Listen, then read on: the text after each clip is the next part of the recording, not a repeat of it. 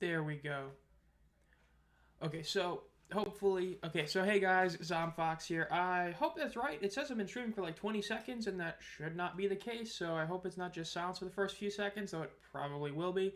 So yes, we are back doing another game live stream, and today we are doing the Cowboys versus Panthers game, which somehow Carolina is actually favored in this game.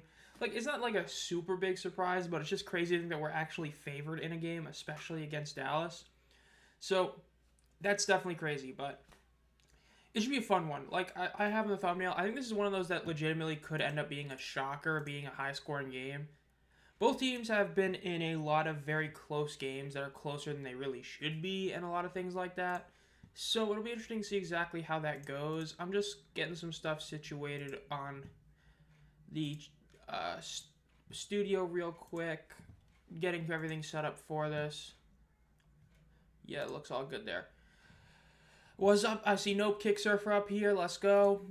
So yeah, Carolina by 15. I don't know about that. Both these teams and like, there's been like one of the last like between both teams, one of the last 8 games played was like a not close one, but every other game's been close. Cowboys kept it close against Cincinnati, against Washington. The other game they played was close. Carolina's like literally lost in like last second plays last 3 weeks. This is probably gonna be a close game. Yeah, okay, and of course we have the fantasy football playoff bracket starting today. Well, technically Thursday, but literally Mole was the only guy that had anybody actually playing on Thursday. So for most of us, it starts now. Which, man, the fantasy football season was. So we did 2 conferences for those of you who weren't in it. We did 2 conferences for it. The West Conference, or no, the East Division, I finished 6th in it out of like 8 teams, and that would have been good enough for second place in the West. Like, it was actually wild how the final standings were. Like, the final standings had it to where the best team in the East to miss the playoffs at 6 and 8 would have been good enough for like 6th in the other conference. It was wild. Sup, G Man? Gonna be watching the Chiefs game. I forgot who the Chiefs are playing today. I remember I looked it up and then I completely forgot who they're playing. Let me see. Oh, the Browns. That's right. Oh man, it's gonna be a wild game.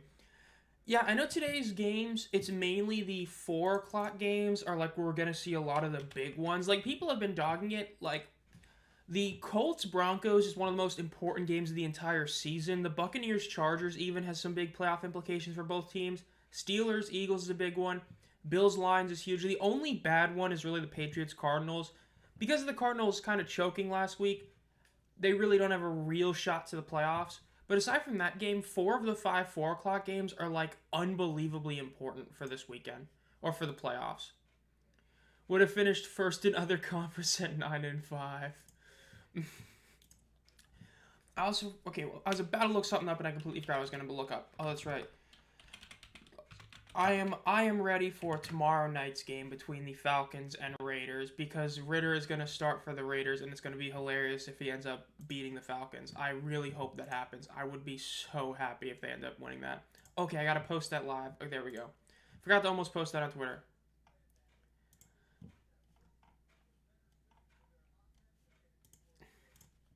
Yeah, I mean, let's see. All I know is it's going to be a good one though. I snuck in the playoffs. Yeah, snuck into it by winning the conference. Okay. So we're just lying.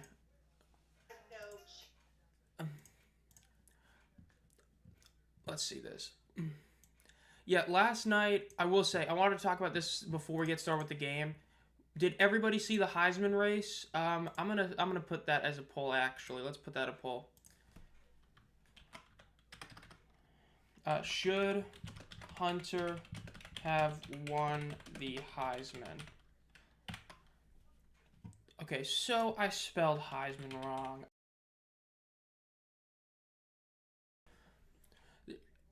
I'm gonna be completely honest. My answer is no. I don't think he should have. It should have went to Genty.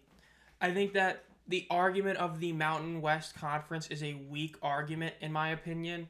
Let's get this very clear. Colorado's schedule was not that impressive. Their schedule was a lot of games that were also pretty poor, and the games that were big, they kind of blew. Like the Kansas game, of course, one everybody, goes to and all that. But when you look at their schedule in terms of who was ranked at the end of the season, I don't think they played a single team that ended up being ranked at the end of the season, whereas Boise State did. And then even then, like some of those big games they did play, it just G&T should have gotten the Heisman. I think G&T should have won the Heisman over him. Yeah, I agree. G&T I think should have gotten it. When you look at the fact is that he had more yards after contact than anyone else had rushing yards, period. I mean that's historic on another level.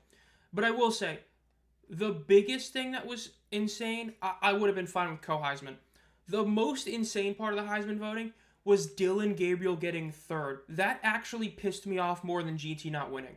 Dylan Gabriel shouldn't have even been a finalist. He should not have made it over Scadaboo, first of all. Second of all, the fact that there was like 24 people that said he was the best college football player, those guys did not watch a single college football game. They literally just looked at the records of each team and said, oh, this team's undefeated, Heisman winner. Dylan Gabriel, you could argue, was not even a... I'm not going to say that. He just was not the best QB in college football. Okay, Cam Ward may have not played the best at the end of the year, but Ward played on a team that had virtually no defense and still nearly made the playoffs. So, yeah. Clowney in, I did not check to see Desmond Ridder, Jacoby Myers game. I would love to see that. Josh Allen probably going to get MVP. It's going to be close between him and Saquon. Yeah, co-Heisman I would have seen. I mean, Kyle McCord under, and I get it in a sense that, I get the stats were for McCord, but, one of them was undefeated. But the fact that Dylan Gabriel got third in the Heisman and got the third most first place votes is just asinine. I mean, really. There's probably like 4 or 5 QBs you could have put in that situation and they would have done almost, if not as well. If you put quarterbacks where Ward was, I don't really know. It's just Dylan Gabriel getting third. I was upset he was a finalist, let alone getting third, was insane. That was diabolical by the Heisman voters to put him third. I mean, I don't want to say something too extreme, but like I wouldn't have even been against him getting sixth. It's just no, that was bad. Yeah, we got college football playoffs starting this weekend. I believe the first game is Indiana Notre Dame. Gonna be a good game. But after that, he's MVP level. I mean, it's just for me. Wow, Jimmy Johnson picked the Panthers to win. It's actually hilarious. But yeah, the Heisman ceremony and all that, I'm glad they didn't give it to a quarterback. I mean, it was a 2-horse race. It was a close race. But at the end of the day, I think what ended up happening is a lot of the people that voted for Hunter were those early voters who didn't vote at the end of the season. Because at the end of the season, if you just took like the last 3 weeks of the season, one of the guys played elite football to get his team to the playoffs. The other guy played great football on 2 ways, but didn't, like when people use the conference argument, but then say you can't use the team argument. I mean, let's be very clear. Travis Hunter had a top 10, I believe he finished like 7th or 8th Heisman level player as his quarterback. G&T didn't. Who had the better team around them? A lot of people would say Hunter did. But I don't know. Knocked out Miami and Bama, then put SMU and Clemson. I mean, Clemson got, that's fair. Clemson, they got lucky. I mean, I put out my bracket in my community members video. Let me just say to not, spoil everything in case somebody wants to go watch that. I do think Clemson's winning that game, honestly, but I do think Clemson definitely snuck into the playoffs. They really did. And a lot of that is because of Syracuse. But yeah, the Heisman voting, GT should have won it. I don't know. That's how I feel. But I will say that it's going to be very interesting to see what happens with Hunter in the draft. I know they were talking about it earlier that a lot of NFL execs mainly have him as a cornerback but want to do him 2 ways. I think that can be done. It's just going to be interesting to see where he goes because there's some teams he's definitely going to flounder in if he gets drafted to just because some of those teams are just terrible. Like, I know a lot of people think him in Jacksonville would be a good place, which I don't think so. I think Jacksonville is one of those places where if he goes there, it's going to be like T-Law. I mean, T-Law was a can't-miss prospect, and not really. Marcel Reed, 2025 Heisman winner. Hey, I'm just glad Brendan Sorsby is returning to Cincinnati. That's all I care about. Hopefully, though, they don't choke, because that was abysmal. 5-2 when you miss a bowl game. The Big Ten team is offering Ewers $4 million to stay in college. I did not hear it, but I heard something along the lines with Quinn Ewers. Because if I remember correctly, his draft stock fell a lot this year, didn't it? Um, I see some. Yeah, I'm seeing some of the stuff. But I mean, if I remember the thing, like Ewers was projected to be really highly drafted this year, and he kind of hurt himself this year. If I remember correctly, like Texas is one of those teams that, for how highly ranked they are, they're really not that good a team. They played a very weak schedule. For SEC standards, it was a weak schedule. So yeah, Giants-Ravens is going to be a game. Yeah, it's a game the Giants might lose by 30. Or it's a game the Ravens are going to choke. It's either going to be a close game that the Giants win, or it's going to be a dominating win by Baltimore, unless Tucker misses like 4 field goals, which could happen. So we'll see. And then, of course, the Giants had another banner fly over their stadium. They had Mr. Mara, enough, we won't stop until you fire everyone. That also happened, which is hilarious. That it happened a second time already, and it's probably going to keep happening. But yeah, if I'm Ewers, I'm taking that offer. Unless I know damn well I'm going to get drafted first round. Because if you're a first round pick, you're going to get a ton of money. But unless that, I wouldn't. But you know what I mean? Like, if I'm going to get drafted first round, I'll go to the NFL. But if not, I'll stay. Because, I mean, Ewers, it's...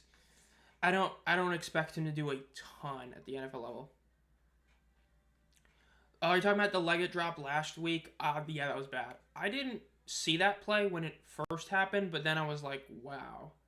The Leggett drop last week was bad. I mean, he may have remembered the tank, because I mean that was a clear catch. But yeah, I'm a Giants fan watching the Giants.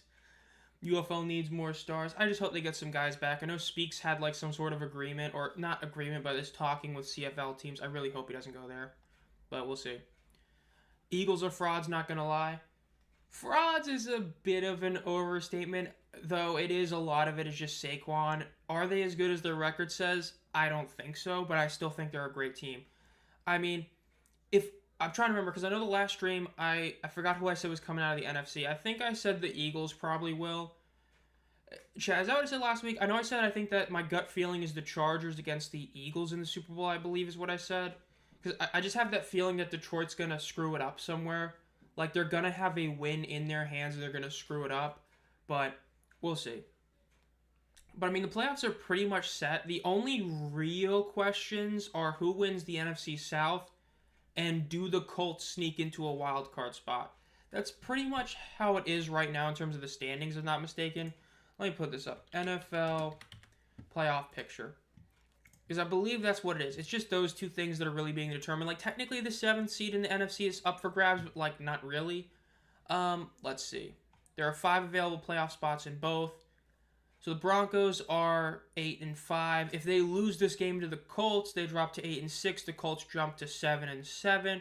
The Colts, if they win that, have a very decent shot to make it, but still not guaranteed.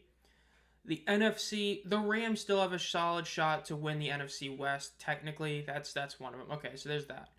So there's pretty much like 3 spots really up for grabs. I mean, technically the Commanders could also lose the wild card spot. So no, there's still a decent amount left, but we'll see. Are the only team to beat the Lions and the Eagles, right? I mean, no, the Eagles have 2 losses. That's right. The fantasy playoffs. Dolphins spoil Texans. I wouldn't be shocked. I wouldn't. The Houston has not been as good this year as everybody was expecting them to be. I mean, we all were expecting them to take a massive jump forward considering how good they were last year and that this year, better. Didn't happen. If anything, it's the opposite. The team just, yikes. In a lot of ways it is. I mean, Denver's in that situation, though, where the loss doesn't necessarily end their season. It's just that they have to play the Chiefs in the final week of the season, I believe. So if they lose that game to Indianapolis, it's almost like they get another loss. Because the Chiefs still have that, devil magic where they just keep winning games they really shouldn't. So if you view that that's a guaranteed loss for Denver, then this game is pretty much a must-win.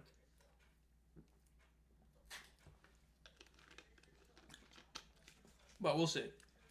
I mean, the 1 p.m. window games, I forgot what the other 1 p.m. windows games are. Chiefs-Browns, not really a big game for anything. Bengals-Titans, I mean, the Bengals still maybe think they're a playoff team, which they're not going to make it. Dolphins also think they can make it, but who knows. Yeah, the 1 p.m. games today are definitely, in terms of actually mattering, not really at all. It's all the 4 o'clock games that really do matter. Like, I mean, if the Chargers win today, I think they've locked themselves into the playoffs. I think. I don't remember for sure, though. So let me just go back to the playoff picture I was just at. Let's see. If they win, are they in? I think that they're almost at, if not. If the Chargers win, they're at 95%, which means they're basically in. Okay, yeah. So there's a lot of teams that if they win, they're basically in guaranteed. Which, granted, the Steelers are also essentially in no matter what, which is crazy, but yeah. Though the Chiefs may rest their starters week 18, they could. I think that though for the MVP race, another random one. Okay, so let's end that poll and put out the poll for today's game. Got to do the I guess every stream who wins poll. Who wins? Cowboys. I need to get this setup fixed. Though for the MVP race, I'm gonna be honest. I think the MVP race is a 3-horse race, and the guy who wins it is whoever gets the 1 seed. I think it's between, and I'm not joking when I say the third name. I think it's going to be between Allen, Saquon, and Darnold. Whoever gets the 1 seed of those 3 guys is going to win MVP. If the Bills are the number 1 seed. If they get the number 1 seed, it doesn't matter about the other 2. If the Bills get the 1 seed, Allen's winning MVP.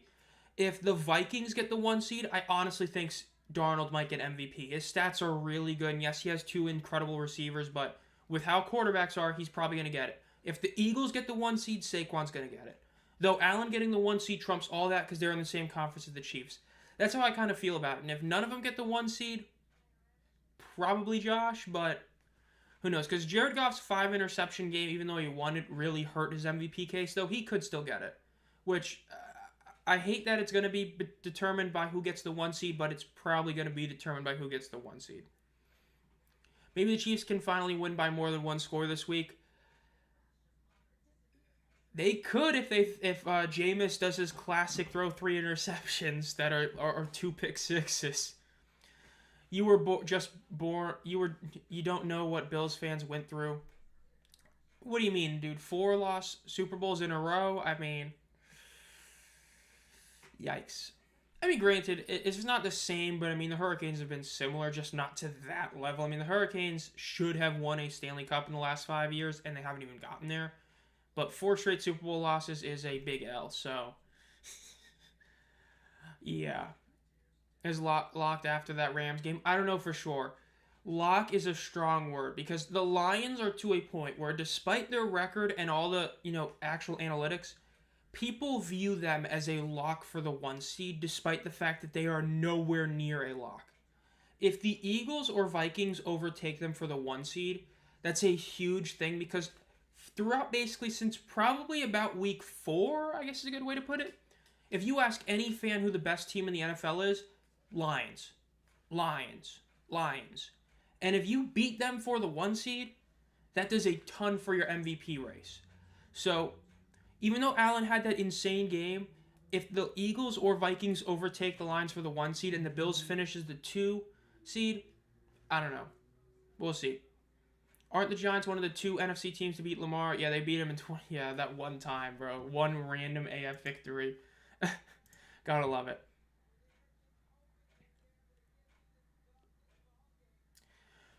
About to start the game for this one. We got to see some spring football players in this game. Of course, Cavante Turpin, Brandon Aubrey, LeBron Ray are all in this game, so we'll see what ends up happening here. The Cowboys, man, that week, that loss against the Bengals was hilarious.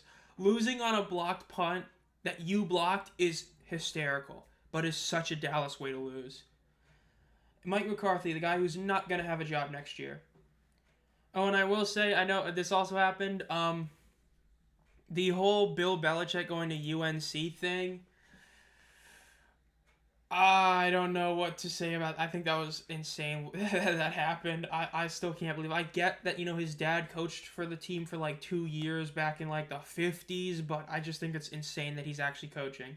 And it's so true. If you told somebody like 18, hey, in 6 years, Nick Saban's going to be on game day talking about the Bill Belichick-led UNC, you would be lying. Cavante Turpin returns at the 15, the 20, and he gets tackled out of bounds at the 25-yard line. Dallas will start with the ball. I got Chuba back in. I cut Neighbors. and I benched AJ. Benching AJ is a bold move, but Neighbors, I'm not super shocked. But yeah, my playoff bracket is, or my playoff team. The only somewhat debatable move was starting Chubb over Ford. Was really the only questionable one I had. Aside from that, I think it's pretty obvious. I know some would say I should have put Johnson in over Hawkinson. I'm riding with the tight ends. We'll see. Cooper Rush is under center, one man behind him. Hands off the ball on first down. Gets to about 4 or 5 yards on the first down play. Is Rico Dowdle. He was almost a jet. Well, Panthers upgrade Dalton next year. I wouldn't be shocked, but I would probably keep the same too. I mean, while I'm still not fully sold on Bryce, I do like him a lot more now than I did, heading into the season, but I don't know for sure. Lamar fumbled. Oh my god. Cooper Rush is once again under center. He's got 2 guys behind him. Hands the ball off on second down. Dowdle gets the first down. He gets another 5-6 yards. Going to be about a 14-yard or about a 10-yard, 11-yard rush. We should get rid of Shaq at LB. I just hate the fact that he's... Thomas Davis also dealt with a lot of injuries. I mean, he had those, with the Panthers, he had at least 3. I think he may have had all 4 of his torn ACLs with the Panthers, and he ended up still playing. I would keep Shaq. I mean, he's been the best linebacker the team has had since Kuechly retired. A pure linebacker, not pass rush linebacker. But the injuries definitely do suck. Cooper is in the backfield and shotgun with one man to his left. Ball is snapped. Pitches it out left to Dowdle again. Dowdle gets tackled about 2 yards past the line of scrimmage. It's going to be 2nd and 8. Who 53 had him? Let's see. Okay, so we're just doing that. Okay. J.C. Horn, yeah, he is definitely one of the best players we still have right now. Rico Dowdle, 243 yards since week 13, most in the NFL. Gotta love it. First try fumble is wild for the Ravens, true. Cooper is once again under center, 2 men to his left, but not really behind him. Might be a little toss out left, we'll see. Nope, quick pass out to the right. It is caught for a first down to the 40, to the 35. Tackled just short of the 30-yard line, CeeDee Lamb. Solid play design, CeeDee burnt his man and was able to just go. But there is a flag on the play. And it is coming back.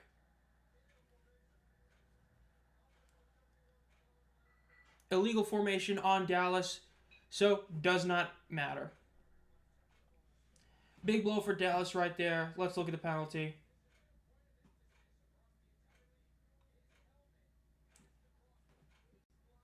Yeah, he was way far back. That was a solid, probably full 1.5 feet farther back than he needed to be. Muffed punt for KC, and they get it. Again? The Browns just keep muffing. Oh, my God. I think Michael Jackson is the one currently on the Panthers. I don't remember for sure. I believe he is. 2nd and 12 for Dallas after the penalty. They are backed up now to the 42-yard line, or the 38-yard line. Cooper Rush has a quick screen out to the right to CeeDee Lamb. They're going to get most of the yardage back and then some. It's going to be about 3rd and 5. 3rd and 4.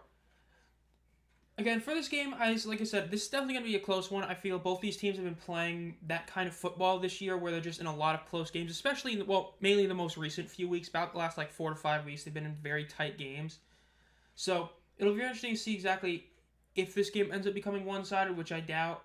Again, it would be hilarious if Dallas loses this game. At the same token, Panthers, want to get a better draft pick, you want to lose. So it's debatable what you want to see. We'll see. Cooper Rush drops back to throw, getting chased, and he's going to get a massive loss on the sack. Depends where they're going to give him forward progress. That's going to be anywhere from a 7 to upwards of a 15 to 20-yard loss right there. Or not 20, but 15-yard loss, depending where they have him. J.C. Horn the DBs just went right on after him. That was a great play. They're probably going to have him lose about 9-ish yards from that if they're going to give him forward progress from his initially touch, which is still a big loss. Great defensive stop by the Panthers, though. Right off the bat, you want to get that. Now we got to score a touchdown early. Now, of course, the last game I streamed was against the Buccaneers. The biggest problem we had in that game was missed field goals. There was a couple other issues, of course, but the missed field goals are the biggest ones. So it'll be interesting to see if Eddie Pinheiro is going to do better today while I'm streaming. I hope. Stays in bounds at the 15, up to the 20, and he's going to be tackled at about the 21-yard line with forward progress. Mm-hmm. While we are at the commercial break, looking at the fantasy football playoff bracket, damn, Mold has already gotten 50 points almost on the game. I mean, granted, he already had some... Okay, Texans defense. I forgot about that. Okay, so never mind. Scratch that. Let's see how my matchup's doing against Nope, because I'm going against Nope in our Fantasy League football playoffs. This is a one-week playoff, and let's see. So Terry McLaurin already has one reception for 1.8 yards. Love to see it, but the Commies have already scored 1 point, but Joe Burrow is down a little bit. That is not what you want to see. Gesicki also has one reception. Chiefs touchdown. Joe threw an interception. Chiefs touchdown off the muff punt. Let's pull up the NFL score sheet over here. Pat Mahomes throwing it to... And they're not showing it on here. I would assume Juju, but it's not showing it on here. Let's go. The Saints. I honestly can't believe the Saints still have a legit shot at the playoffs. If I'm not mistaken, like, it's not like it's, super easy for them, but I'm pretty sure they still have a very real shot, all because the Buccaneers, or mainly the Falcons, still sucking, but Buccaneers really control their own destiny, so we'll see if they end up choking. I wouldn't be shocked if it comes down to that Week 18 game against Tampa Bay, though. That could be what determines the playoffs. Time for KC to have their get-right game, I would hope. The drone situation? Which drone situation?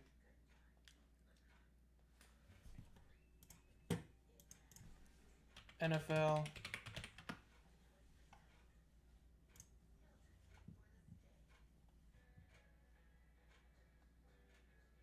Oh, I see this. Okay, I see what's going on. Yeah, there's a bunch of drones going on. Yeah, I didn't see a ton of it, but I'm seeing some of the stuff. The 20,000 spikes in rogue drones flying over stadiums. That's hilarious. I think that's hilarious. Oh, I will say, my video that I came out on Friday, like, the amount of people who clearly didn't watch it on, like, Reddit especially is hilarious. I said in that video that the extra point format in the UFL needs fixing, which it does. And unlike a lot of other people, mainly in the comments of the 0 upvotes post that is 18 comments, these guys are acting like the thing is completely fine the way it is. Like, as I said, the percentages for the 1 and 2 point conversion was only a 10% difference, and that was only because 3 of the USFL teams had like 30% conversion rates because they weren't used to it. And people are saying it's fine the way it is. Like, trust me, next year we're going to see almost no 1 point conversions if everything's the same. Panthers on their first play gain about 6 yards on the rush. But yeah, I think it's hilarious. Like, all these people saying, oh, there's no need to change it. Like, yeah, there is. The percentages, people are going to see that. They're going to not go for 1. Having a 45-yard kicked extra point or moving the 1 point to the 1.5 are two things that need to happen. So, I will say, it's hilarious seeing people on Reddit not watching things and not reading comments and just putting stuff that makes no sense. Bryce lined up under shotgun with Chuba behind him on 2nd and 5. Moves Chuba up to the right of him. Ball is snapped. Bryce drops back. Looks to his left. Looks over the middle. Throws it over the middle short to Chuba. First down, Chuba Hubbard, and about 2-3 yards afterwards.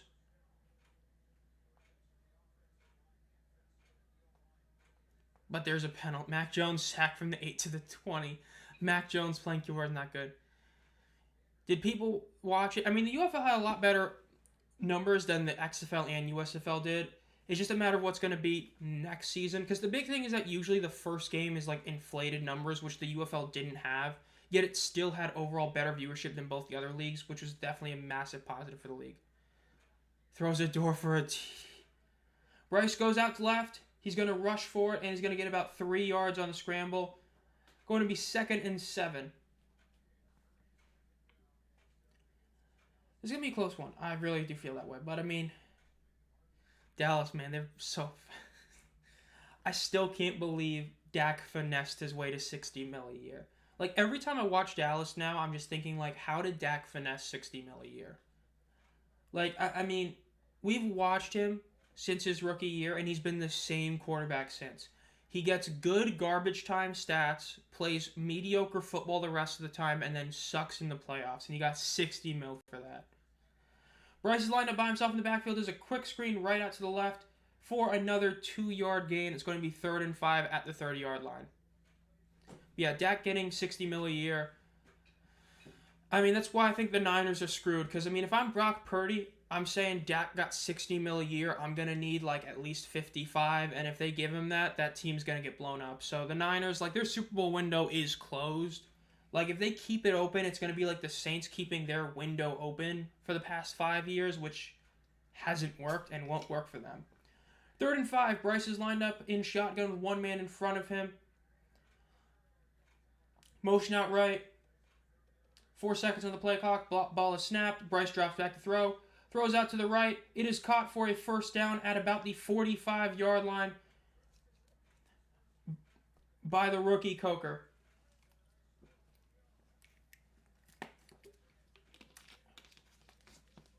Jacksonville touchdown. Oh my god. I forgot. They're playing like that. They're playing a game that does not matter. The Jets. I mean, you thought the Jags-Titans was a game nobody cared about, and then get ready for the Jags against the Jets. Dude, if Mac Jones outduels Aaron Rodgers, that would be hilarious. I would love to see that happen. First down play is a rush for about 2 yards, gets stuffed.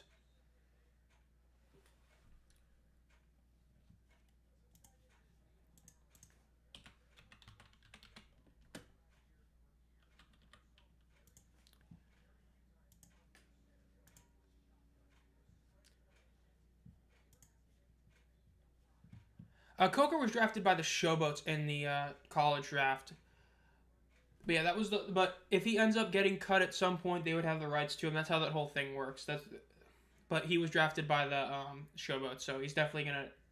He's not gonna get cut. He's getting playing time late in the season, but if the future, that's where he would go. 1 second left on the play clock. Bryce gets the snap off. Quick throw out to the right to Thielen. It is incomplete. There is a flag on the field. Oh, that was to Coker. There is a flag on the field. Let's see what it is.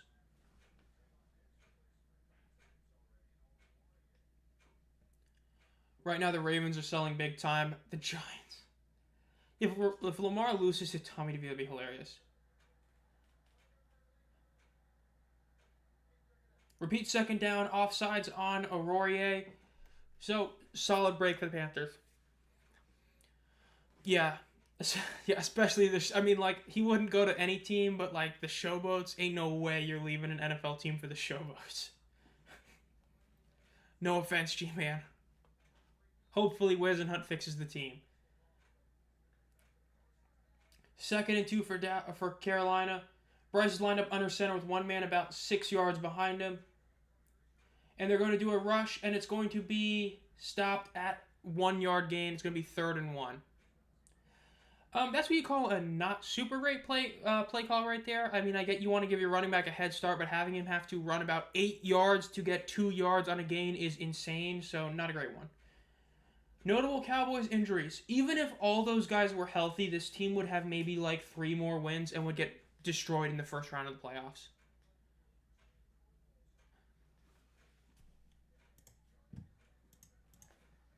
Is Mims the biggest offseason addition? I could see that. I mean, the Battlehawks getting him was huge. First play is a quick pass outright to Chuba, going to be a first down, maybe 2 yards. Yeah, I think that Mims and Isabella are big. I think it's going to be determined on just how well he plays. Kellen Mond could be, just because he's a quarterback, obviously, it could be a huge impact. The only issue with the Battlehawks is their offensive coordinator was their biggest problem offensively last year, and they're keeping him, at least from what it seems. And they blame their quarterback, basically, is essentially what Beck did, and said that he's pretty much the reason we can't win. So, it's hard to say. I mean, they already had great receivers and did, like, nothing with them compared to what they should have, so I wouldn't say that. Just because the Battlehawks mismanaged some incredible players, I just don't see it. Leggett gets the ball behind the line of scrimmage. He's having to cut back. He's up to the line of scrimmage, up to the 40. That should have been about a 6-yard loss, still, and he got it. I hope our Lions score a whole lot of points, not only themselves, but for also my fantasy football league. Yeah, dude, Chris got the Detroit Lions team. He's been living and dying by that team. If they go off, man, it's over for whoever he's playing. Lombardi Q, I have not heard anything with him, at least at the moment. If I did, I probably forgot about it, not going to lie. Okay, so we're just not looking up what I'm just trying to look up. Lombardi.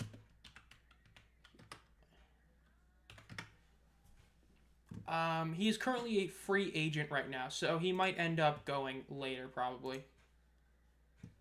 Like, if he's going to sign, he's probably going to sign at the end of the year. And Isabella over DK Metcalf. Yikes. That's bad. 3rd and 4 for Bryce. Since the bye. Basically, since he got benched.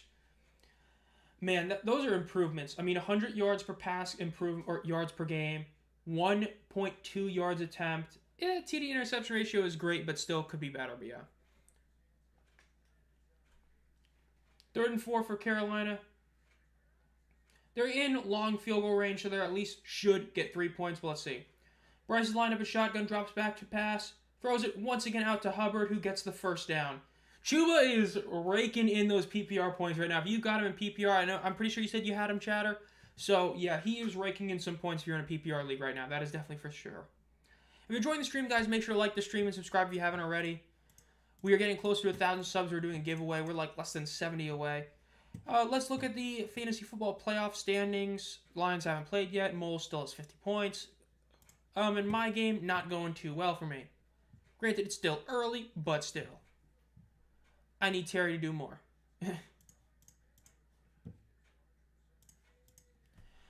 Bryce is lined up under center.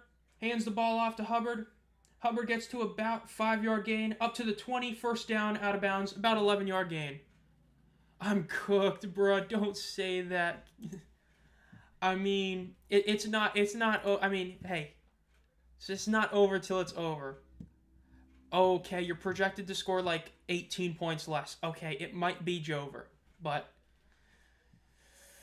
I mean, we'll see. Hopefully the Texans defense gives up some more points, and then, that can kind of help because they're currently at 11. You start with 10, they're already at 11, or, you know what I mean. We'll see, though. Bryce is lined up in the backfield once again with one man behind him. Fakes the handoff, runs out to his left. Ooh, Nate makes a nice move on Parsons and gets about 3 yards. Fumble. It is fumble on Bryce. Cowboys have the ball. First down, Dallas. Bryce makes a great move. He makes Parsons look like an L player and then just fumbles it. And that's a fumble. That's a clear as day fumble. That was a great punch out right there. That was a great punch. That was a great play by the defender. That was incredible. But, yeah, fumble on Bryce. Dallas has the ball. Burrow to Chase. Brown, give me the points. No. We do not want that. I do not want to see that. Okay, so so both of us just jumped a ton of points, apparently. Terry McLaurin scored a touchdown at the same time that play happened to Brown. Okay. But you know what? That's a big touchdown for McLaurin. Hopefully he gets another one. Let's go over here, put this game up. Yep, touchdown to Terry McLaurin. I just got to hope that Josh Allen has another game. I mean, surely he can break the record again, right? I mean, he already broke the record once for most points in a fantasy game. Maybe shoot again. Shoot out of the century. Oh my god, dude. Jets, Jags. The Jaguars, bro. They're like the most unwatchable team in the NFL right now. Carolina's going to break some balls. Hey, you know what? NFL draft order. Let's see where we are right now. I had it pulled up like a few days ago, but I don't remember exactly where. Currently, Carolina sits at the 4th overall selection. So losing out naturally would guarantee us a top 4 pick. Right now, Vegas and the Giants are fighting for that number 1 pick, and we're currently fighting with New England, Jacksonville, Tennessee, New York, Jets, and Cleveland for the 3rd overall pick. So the Jets or Jaguars is going to lose out on a top 8 spot, which is, big news for everybody else. So that'll be interesting to see what ends up happening. It'll be. I mean, it's a tank battle. It's gonna be a big deal. Well, McLaurin, if I remember correctly, did get hurt earlier in the year. He missed a couple of games because of an injury. And I mean, aside from that, I believe he still has been really solid. It's just he did get hurt for a couple games. Let me pull this up. Let me make sure I'm not just saying stuff. So I may be just saying stuff. He says he played 13 games this season. No, he did miss he missed like one game, but I mean, he still currently has almost 900 yards, 9 TDs. That's going to be updated. He has over 900 yards, 10 touchdowns. I mean, that's still solid. Just not, unbelievable, but it's still solid. I mean, that's better than he was the last couple. If he ends up continuing to do this, he's actually going to finish better than he did last year. Last year, he only had 1,000 yards and 4 touchdowns, so he's having a much better year this year. It's just when you consider that he has a much better QB this year, a little bit there. Yeah, I agree. That would be cool to see the NFL do that. Have the Tank Bowl actually be a game you need to win and not lose. I love how the UFL kept that from the USFL. That was a great decision to make that game matter. And then Houston still lost.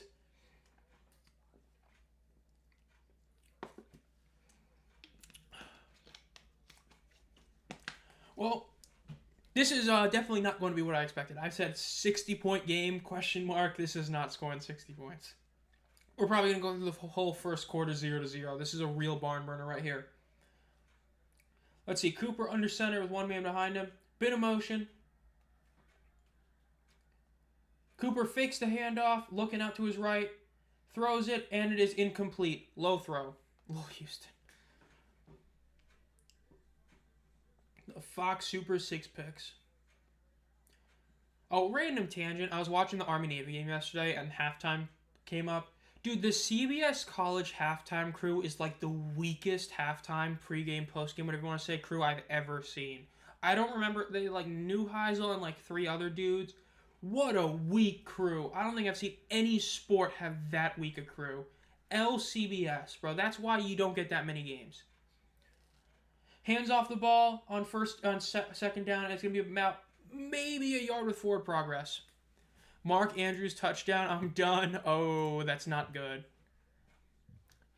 Yeah, if Andrews just scored a touchdown on you, it might be over.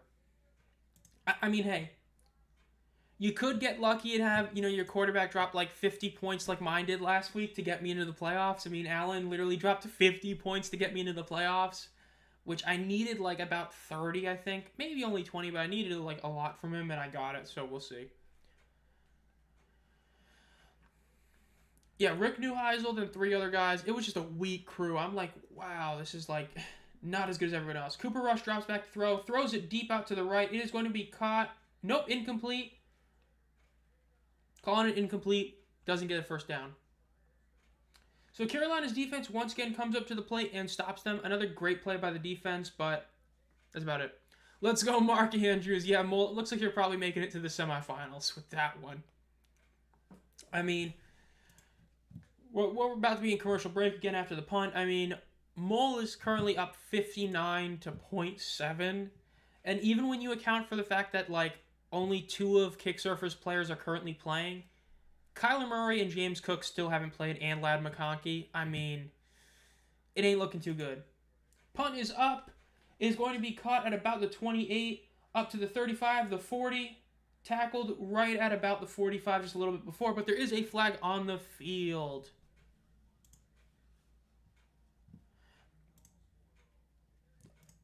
Let's see what the flag is. It is probably going to be on Carolina. Yeah, that was a little bit of flop, but at the same token, you can't be doing that. So Carolina's going to lose some yardage on the return. Not great, but is what it is. The Commanders' defense has 12 points. Okay, so New Orleans is just choking. Yeah, the defense for the Panthers has been really good today. And I mean, they've been pretty good despite all the injuries. I mean, like, if you imagine this defense with a healthy Derek Brown and a healthy Shaq Thompson, this is a legit good unit. Like, that's what I was saying, like, a few weeks ago. We need to build the defense. The Panthers have always been built on defense. They've had great offensive guys, of course. Cam, when he was at his peak. McCaffrey for, like, the 2 years he was healthy. And then, even back in the day with Steve Smith and all them. But the defense has always been the number one thing. If we can build up that defense, we can do really solid. That's why I want us to use our top pick on a defender more than likely. But we'll see. Give me some more Bengals. No. Kyler Murray, mid Murray, he I'm not gonna talk about Kyler Murray. He is what he is. The Call of Duty guy, bro. You gotta love it. How many guys are playing in this other playoff game? This is the one playoff matchup I keep forgetting about. Wow, so this is a tight matchup. Yeah, the goated team versus the Thumbtacks, that is actually going to be a very tight playoff game. The projected score is like 1 point different, and they're both currently off by 1 point. It's going to be a game right there. Needs more game. Tyler Boyd, 40-yard game, gaining his revenge game. It's going to be interesting to see. The T. Higgins saga is going to be a very interesting one. I do think that. Because for those of you who don't know, I believe he is an unrestricted free agent after this year. And let's just call it like it is. He ain't returning to Cincinnati. He's just not. So the question is, where is he going to go? It's going to be a question. But I think that Higgins is one of those guys who is not rated what he should be. Like, people who think he sucks underrate him, but people who think he's good overrate him. I do not think he is a legit number one receiver that's going to get you far, but I do think he is somebody that can be a really good wide receiver one. It's just he's not going to carry your team. If he's your wide receiver one, you're not winning a Super Bowl. It's just that's who T. Higgins is. But if he's your wide receiver two, you can make a Super Bowl, which the Bengals could if their defense wasn't literal ass, you know? But yeah. Carolina Panthers head coaches, showing all these head coaches. Yeah, it hasn't been good. It has not been good for Carolina. Bills would score 40-45. I would love it. Saints, I actually don't think they're mathematically out with a loss. I think they might be if Atlanta and Tampa win. But Carolina is definitely a lose and they're out. They like need everything to go their way. But New Orleans, I think, can technically afford a loss. It's just ain't gonna go anywhere if they lose. First down play is about a 5-yard gain on first down. Bryce is currently 6 of 6 for 37 yards. 7 for 7 for 42 yards. 2nd and 5. Josh Allen, the GOAT, no way. He got to at least get to a Super Bowl first. He great right now, but he ain't. You can't say that. Second down play is a rush that's going to get maybe half a yard with forward progress. 3rd and 5. That's a great question. I don't remember. Look, I'm going to be real with you. Ever since Olsen retired and I was stuck watching Ian Thomas for like 3 years, I just completely phased out of the... I forgot about the Panthers even having tight ends. Because when you go from Greg Olsen to Ian Thomas for 3 years, it's over. 3rd down play is going to be a pass play. Bryce Young is by himself in the backfield. 3 out to his left, 1 out to his right. Ooh. Dallas jumped, but there might be some offensive false starting. Let's see. Yep, it looks like they're calling false start in the Panthers. 5-yard loss, going to be 3rd and 10 for Carolina with 24 seconds left in the first quarter. Barring a touchdown here, we are ending the first quarter 0-0. What a game. Easily one of the games of the year so far.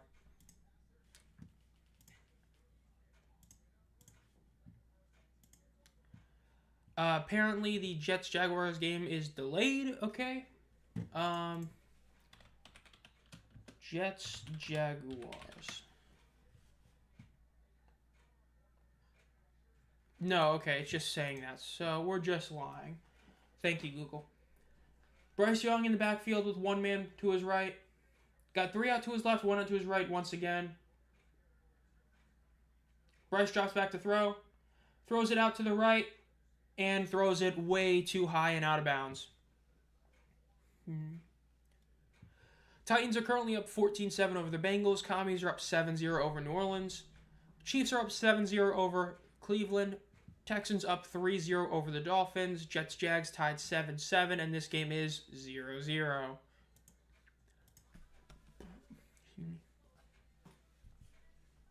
Jumped up into the literal sky for a touchdown. Okay, let me go over here. Yeah, I don't know why it's saying it's delayed. That's not even the first time I've seen Google do that, where they just delay it. If Goff... Okay, so So we're bullying Jared Goff on Twitter DMs. Mark Andrews has the most touchdowns in franchise history. Wow.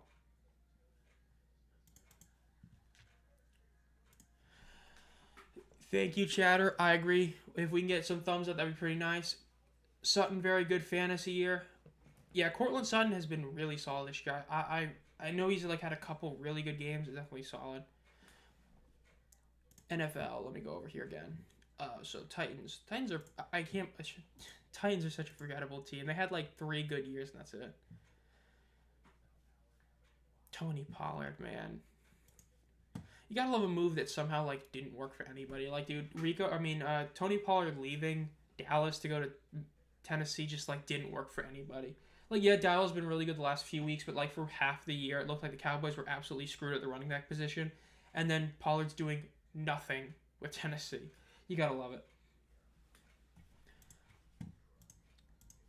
Let's see over here. So still not going good for fantasy. That's not good. I need another Terry McLaurin touchdown. I need a Nick Chubb rushing touchdown. That would be huge. Browns versus Chiefs.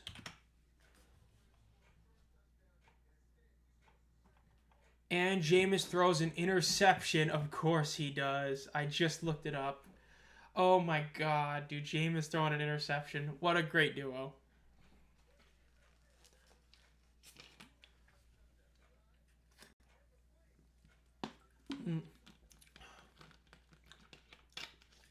Yeah, these 1 p.m. games are really not the best. Teddy won a state championship coaching his alma mater. You gotta love seeing that. I always forget Harvick won a championship. He's one of those guys in that 2010s era NASCAR that like you just forget won a championship. It's just, yeah. Jameis Winston throwing interceptions is probably one of the most iconic duos in NFL history. Though I'm shocked it wasn't returned for like a 98-yard pick six. That would have been real Jameis Winston. 4th and 10. The Panthers are punting for the first play of the second quarter. 0-0 is the score. What a game. Punt is up. It crosses midfield. It's going to be caught at about the 30-yard line, almost exact. Turpin makes a move. He's running out to the right. He's up to the 40. He's up to the... Oh, he trips over his own guy. He gets tackled at the 49-yard line. But there is a flag. It looks like it might be on Dallas.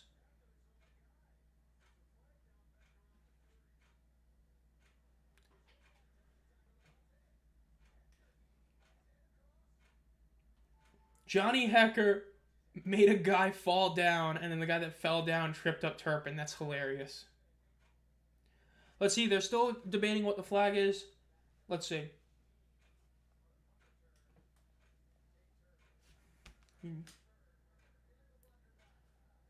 Illegal block on the back by the receiving team. So they're not going to get awesome field position because of it. Jameis is good enough to stay in the league and fun enough to stay too. Especially when you're talking about him replacing Deshaun Watson. Like, I mean, anybody replacing Deshaun already would be loved by fans, but for it to be Jameis, I mean... Like, dude, imagine going from Deshaun Watson to Jameis Winston. I mean, that's crazy.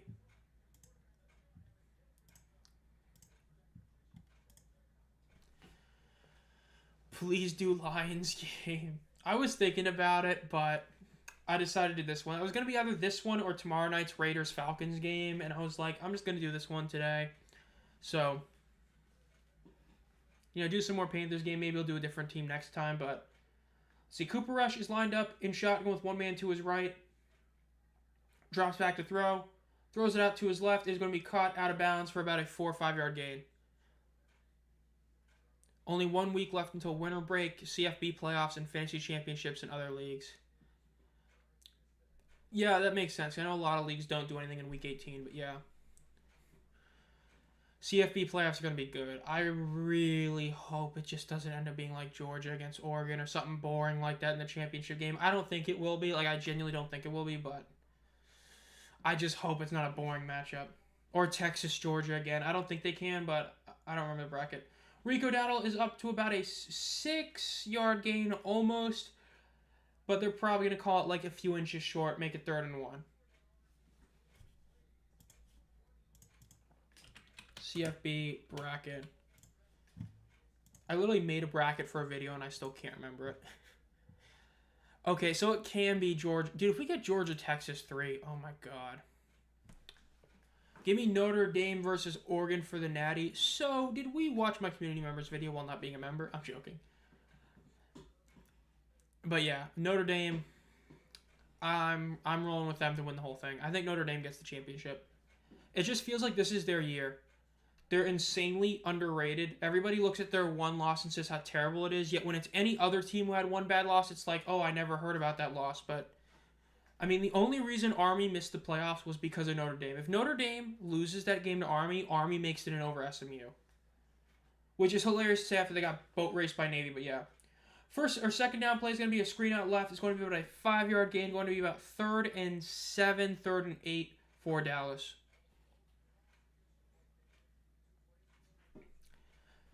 Look, Notre Dame had one loss early in the year, and since then they went on to be undefeated. They are the reason teams like Navy and Army ended up, well, mainly Navy just completely spiraled after that game.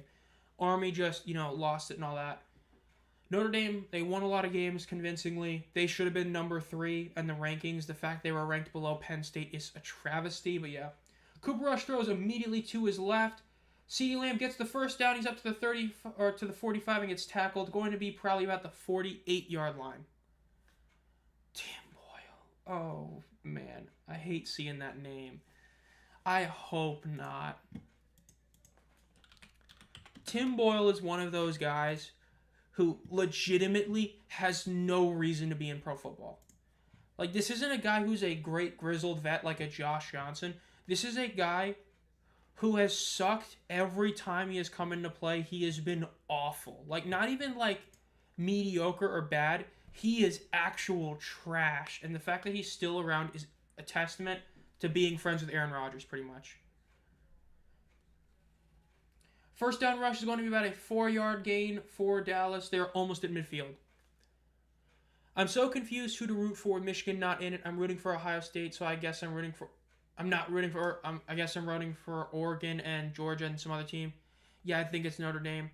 Can we talk about how much of a cakewalk Penn State this... I honestly don't think that. I think that the biggest cakewalk is honestly Texas. Texas has a legit cakewalk. Going through Clemson, granted, I think Clemson wins that game. But if we're viewing it from a who you're playing, Clemson and ASU are the 2 weakest teams in the playoffs. From a talent perspective. SMU probably. I don't think Penn State has an easy first game against SMU, but I think Boise State's going to beat them. I legit think Boise's probably going to beat them by, a decent amount.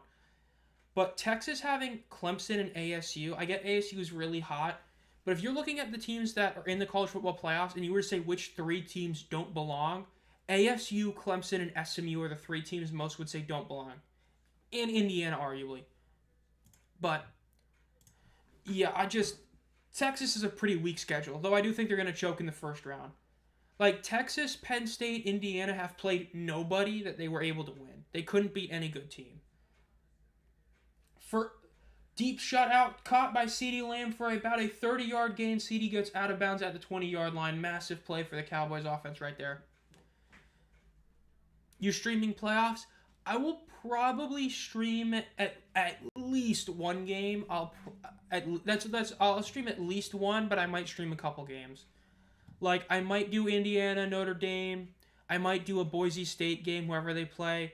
I would imagine I'd stream at least one game, maybe 2. Championship, probably not, but I would maybe stream one in the semifinal game and some. I'll say I'll do at least one, but maybe 2. First down play is a rush up the middle for about 4 yards, going to be stopped at the 16-yard line.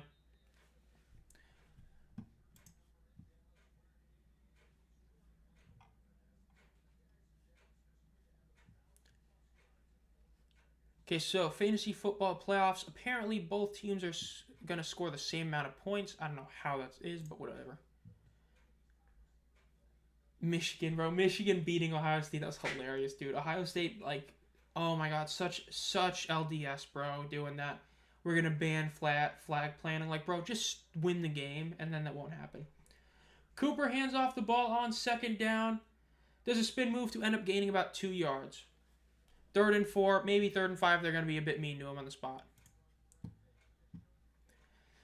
But yeah, I will say, though, the college football playoffs, Tennessee, I genuinely still forget they're in the playoffs. I remember every team except Tennessee. It's like they just snuck in. And I know they didn't, but it feels that way. Because they're the one team that, like, did nothing memorable across the entire season. Like, there's not one thing I remember them for. They just kind of made it. Which I just... it's just kind of... It's just... They just kind of made it. I don't know what to say. Tennessee, I just forgot about them. 3rd and 4 for Cooper Rush. He's in the backfield. He drops back to throw. He's throwing out to the right for an end zone shot to CD, who catches it for the touchdown. 6-0 Dallas over Carolina. Solid catch by CD. Almost a bad throw by Cooper, but just good enough for him to make the catch. Cowboys draw first blood in the game.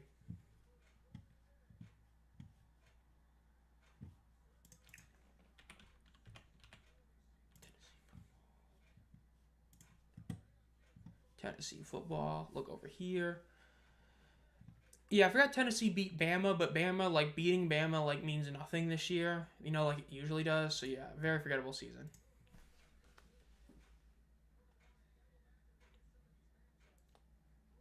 Who two? Let's see. Okay, so they're not showing. They only show the replay one time. My dad once tied in fantasy and went 7-6-1 since he only had 6 losses and other teams had 7-7. He made the play. Bro, that's a wild. Tying in fantasy football is actually wild to have happen. Okay, so I got a couple more points apparently by somebody. Terry McLaurin. I need Nick Chubb to do more. I get that the Chiefs are, doing what they're doing, but, like, I need more. Granted, Ford hasn't done anything either, so it's not like I'm missing anything there. Like, my whole strategy was wait for guys to get healthy, and Nick Chubb had, like, one awesome game, and, like, that's it. And then Hawkinson has had, like, one bad game, but has overall been pretty solid. I don't know. I kind of got, we'll see. Brock Bowers is the whole reason I'm still winning. Red 1. I still can't believe how much they're pushing that movie, bro. Like, I'm sorry. I do not want to watch a Dwayne Johnson movie. Like, why?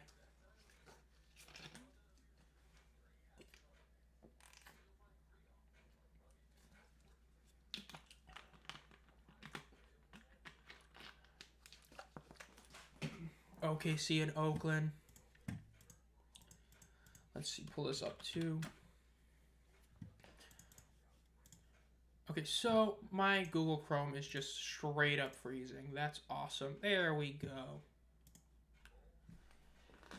Yeah, I don't know. I mean, I've been using Microsoft Edge more when I got this PC, and I don't know if I like it more. I hate searching things on it, but it feels like a faster browser than Chrome. I just hate looking things up on it because it has a terrible search engine. College football playoff looking at the week 13 college football playoff bracket is actually hilarious. Okay, this is bad. The bracket in week 13 had Colorado as the 4 seed, Texas as the 2, and Miami at the 3. Oh my god. That's terrible.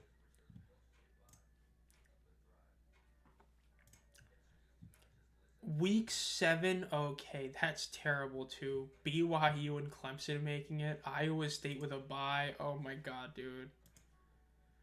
Joey B fumbled in the red zone and the Titans recover. Oh my god.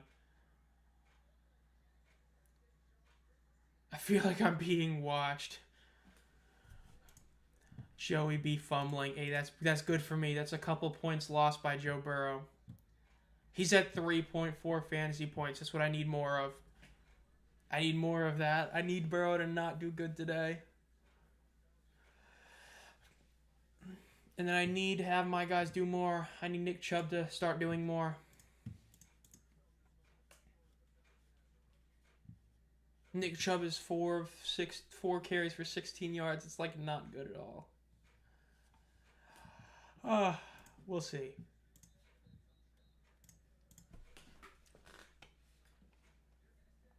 They're showing this play again, bruh. I don't want to see this touchdown again. I mean, it's like I said. I mean, like, even a loss isn't bad. Because, I mean, we're going to get, like, a top 5 pick. I mean, if we lose this game, we're pretty... Thanks to the Jets playing the Jaguars, that's one team guaranteed out of the way for a 4-loss team. So in terms of the tankathon, like it's a good thing. Pardon me, it's a good thing if we lose this game for that respect. But you know, no, not everybody likes just losing. But if it gets me a better pick, I'm fine with it. First and 10 for Carolina at the 30-yard line, pitched to and is going to be up to the 5, about a 8-9 yard gain on the first down play. So yeah, we are down to like our fourth string running back, because I believe technically Sanders was like number 1, then he got hurt. So we're down to like our fourth string running back, along with Hubbard, of course. So definitely interesting how it's gone this year.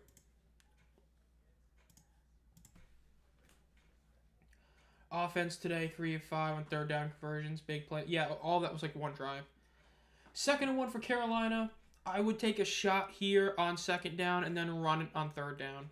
And Neighbors getting catches, points earned back. Aww. So they're going to just hand the ball off for about a 5-6 yard gain. Almost to midfield. If Carolina can get a touchdown here, that would be, of course, really big for them. Get some points on the board. Maybe don't, kind of fumble the ball away this time. That'd be nice, but we'll see. Micah Parsons, dude. Oh, my God. Micah Parsons is that one guy that, like, was so good for, like, half a year, and then that was all he needed, and now he's considered, like, a top-tier NFL player. It's hilarious. He's great, don't get me wrong, but, like, man, did people overrate him and overhype him initially, because now he's viewed in the same realm as, like, T.J. Watt and Myles Garrett, despite not being as good as either of those guys. Adam Thielen with a solid 5-yard reception right out of bounds. Good play. 2nd and 5 for Carolina. NFL needs a UFO loser bowl format for short. That would be hilarious. Adam Thielen this season. Oh, that's it? Okay. Well, he's been hurt a lot of it, but yeah. 2nd and 5 for Carolina. Almost at midfield. They're just 1 yard away from midfield. They need to get to the 46-yard line for the first down. Bryce is under center with one man behind him. Motions. Hands the ball off, and is going to be tackled for just a 2-yard gain.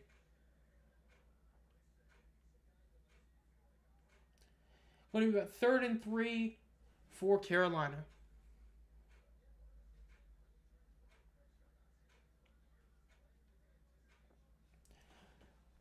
Now, for what we're going to do here, this is a debatable one.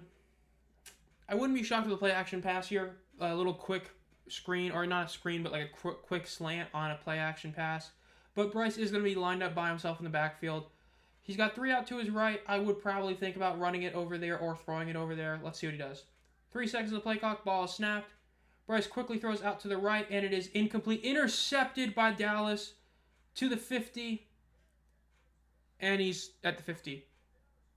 I want to watch the replay. It might have bounced off Thielen's hands into Kendricks. Let's see if that was, or if it was just a Dallas thing. Let's see. That was a terrible angle they showed. It might have been tipped by number 2 Dallas, or it might have been tipped by Thielen himself.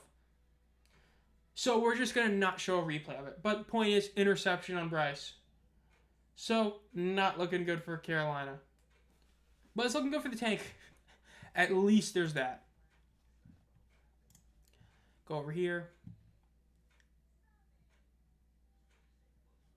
Big man carry. Oh my God.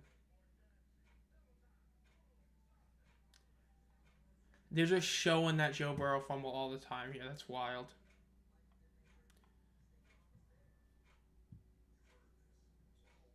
Okay, so apparently now Eagles fans are also sending out planes. Enough fake news. Philly stands with 1-11. Okay, so we're just all paying for planes to fly over with signs, apparently.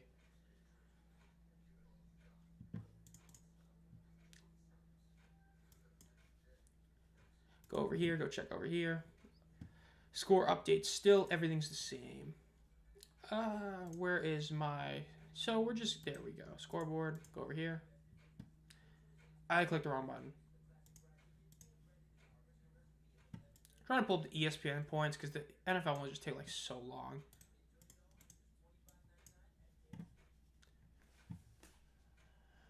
No, okay, so that was what I wanted, and I just didn't click on it.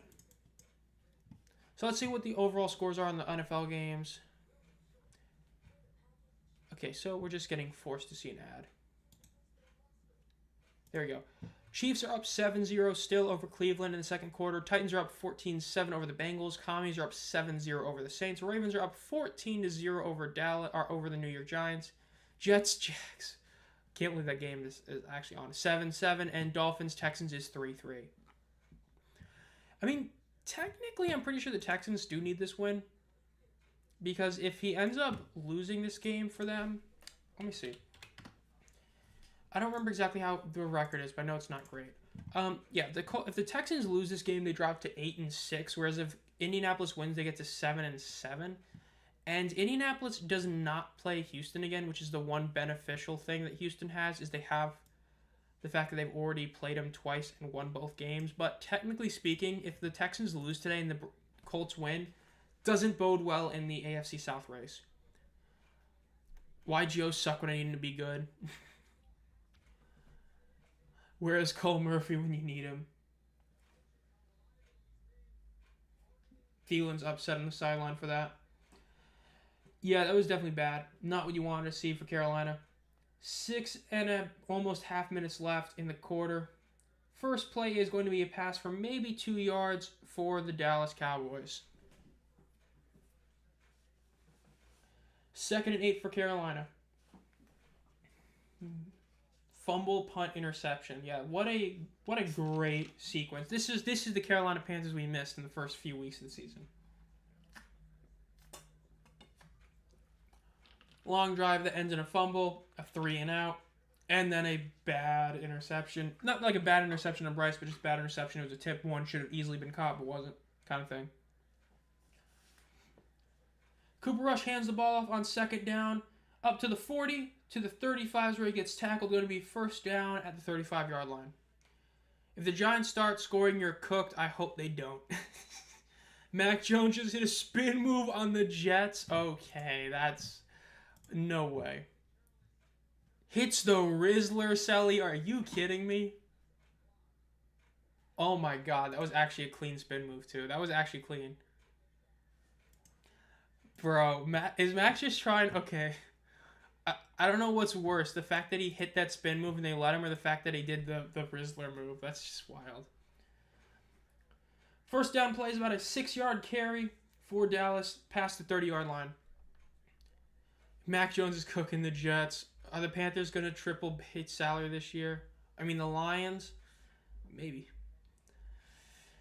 Like I said, I was talking about it in one of my videos. I believe I was talking about it. I was talking about it literally 2 days ago. Jake Bates is probably poised to get the 2nd-team All-Pro kicker nod right now. 1st team is going to go to Boswell, barring like a miracle by Bates or Boswell just absolutely sucking.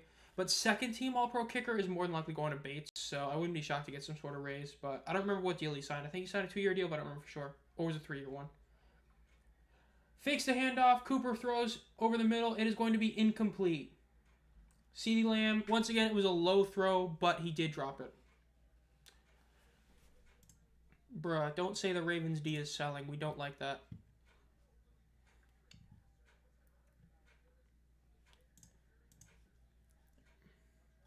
I do not like that. I need them to not score a touchdown.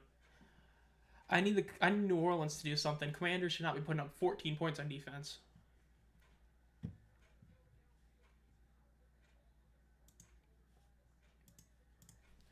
Four minutes left in the quarter. This is going by a lot really fast, but granted, I mean, it's 7-0, so.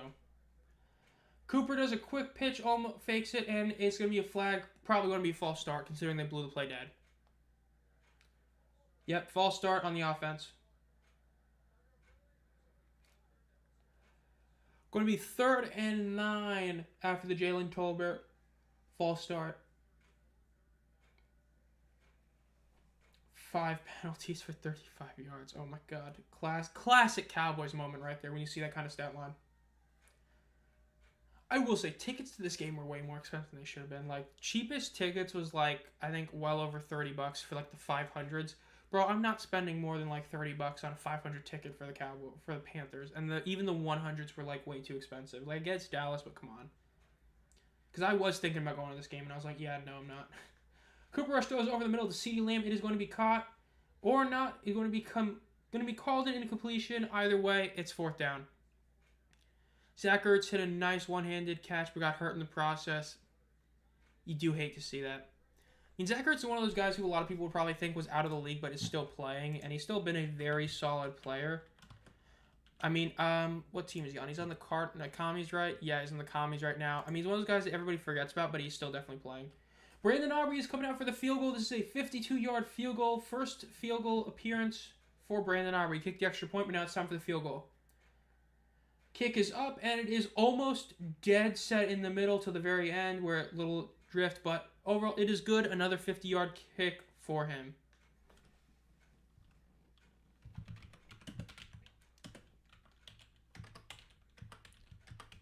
I'm trying to remember who's the really old tight end that's still playing. Mercedes Lewis, that's right. Let's see. Mercedes Lewis still in the Bears, correct? Yeah, he's still in the Bears and still playing, which is hilarious. He has 1 reception for 2 yards on the season. That's hilarious. Let's see. How many snaps has he even been playing this year? That's all I want to see.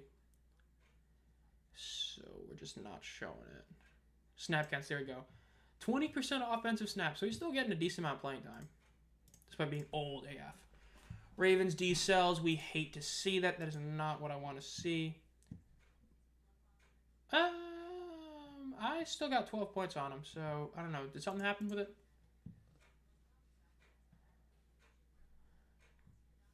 DeVito sacked.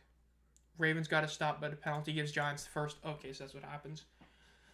Yeah, I'll take a sack, though. It still gets a point. Even though I think it's going to be taken off, but we'll see.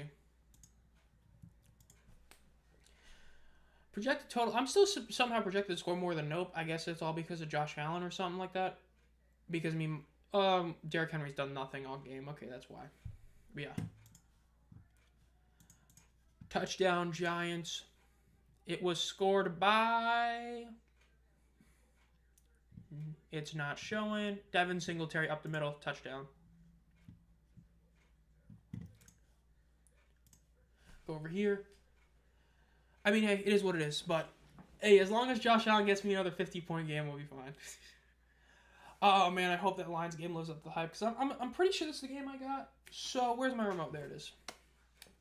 I just remembered, I don't think I have a guide set. Ooh, let's go a UFL commercial, baby.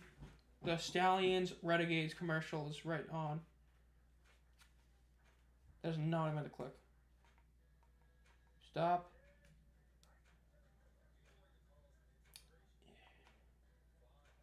Yeah, okay, I don't think this thing as a thing, though. Ooh, Scary Terry touchdown. That is huge for me. He's going to... Okay, so Terry McLaurin is at 20 points already. That is why I just jumped up a lot in my projected score. W. Terry McLaurin. I'm so glad I got him. Yeah, got a UFL commercial. Gotta love it. I mean, again, we're less than... I mean, March 28th or 29th, I forgot which day it is like literally 3.5 months away. So it's great seeing these ads this early. Hopefully get some more big news. Hopefully get some official word that coaches are returning. Granted, it looks like all of them, aside obviously from DeFilippo, are returning, but we'll see. Return is up to the 25 for Carolina and gets tackled at about the 31, maybe 32-yard line. 4 minutes left. What you'd want to see is you'd want to see Carolina go downfield and score with no time on the clock left. Either a field goal or a touchdown just to end the quarter without scoring anything. Fox Primetime Hoops, USC versus UConn. One of the 3 games you would actually want to see for college basketball. Saying that as a guy who genuinely does not like regular season college basketball, that's one I might watch. Probably won't, but maybe. Probably not. Because I think it's on a day where there's other stuff on, which is usually what happens. 1st and 10. Bryce does a pitch out to Hubbard, out to the right. He's going to be tackled for about a 2 to 3 yard loss, depending on where they give him forward progress.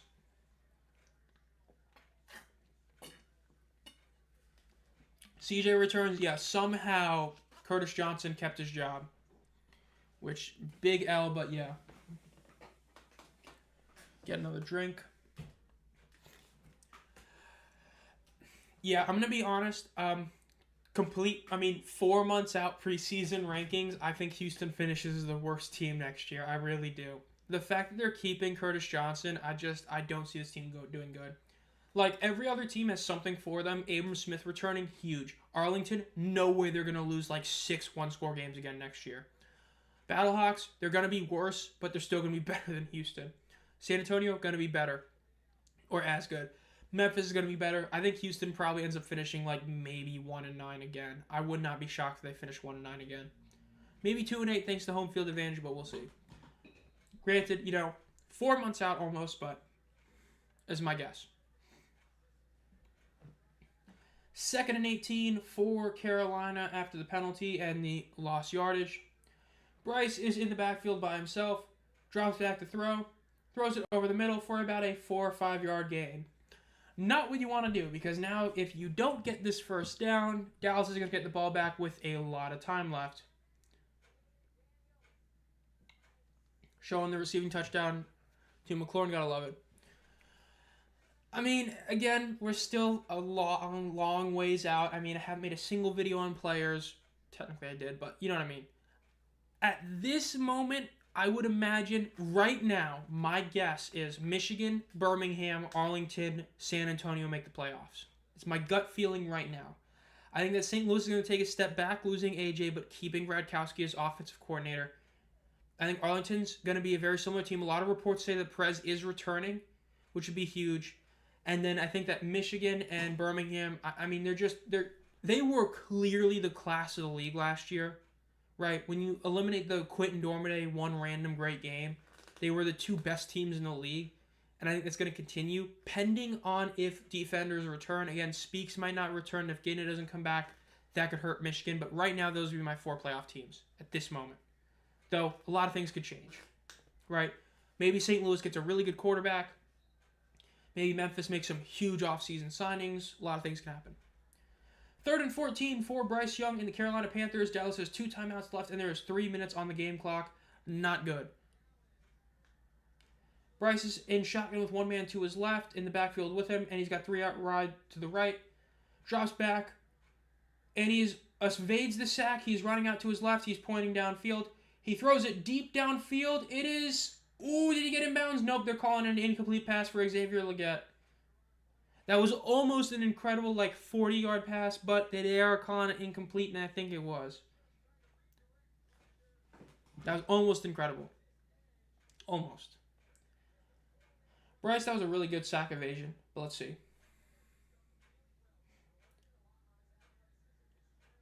Yeah, that was a great play by Legette. He just went... Okay, yeah, that was definitely out. He didn't even get 1 foot in bounds. Summons the Hawaiian Gods of Magic, become the league MVP. So Carolina's having to punt, and because it was an incomplete pass, it means Dallas gets probably about 2 minutes and 35 seconds after this return by Turpin. Nope, it is going to bounce at about the 33-yard line. So 2 minutes and 39 seconds for Dallas to go downfield and score. This game could get out of hand with a touchdown here. Even a field goal still makes it definitely not what you want to see. Not good for Carolina at all.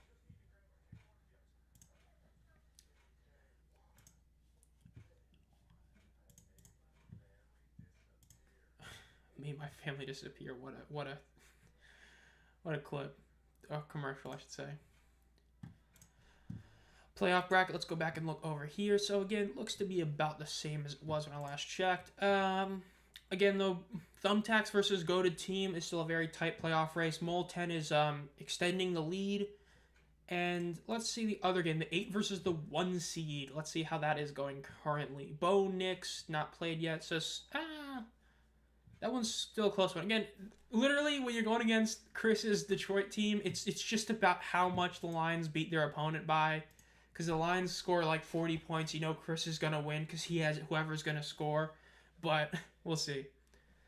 It's definitely going to be interesting. Remember, for those of you in the league, remember this week and next week are 1 week playoffs, and then it's a 2-week, final 2 weeks of the season are for the championship game. Which again, I've still got the hat in the... Just, there for, like I said, if I end up winning the fantasy league, whoever gets second place gets it, all that kind of stuff. But yeah. Bengals in the red zone. As long as it's a rushing touchdown to not Chase Brown or Joe Burrow, I'd be okay with a touchdown by him. Just got to call like it is. Man, has Cleveland had the ball? Legit, has Cleveland even had the ball at all during this game? Let me pull this up. Team stats. Time of possession is... They've had it for 11 minutes. Okay, so they're just not doing anything with it. That is not good.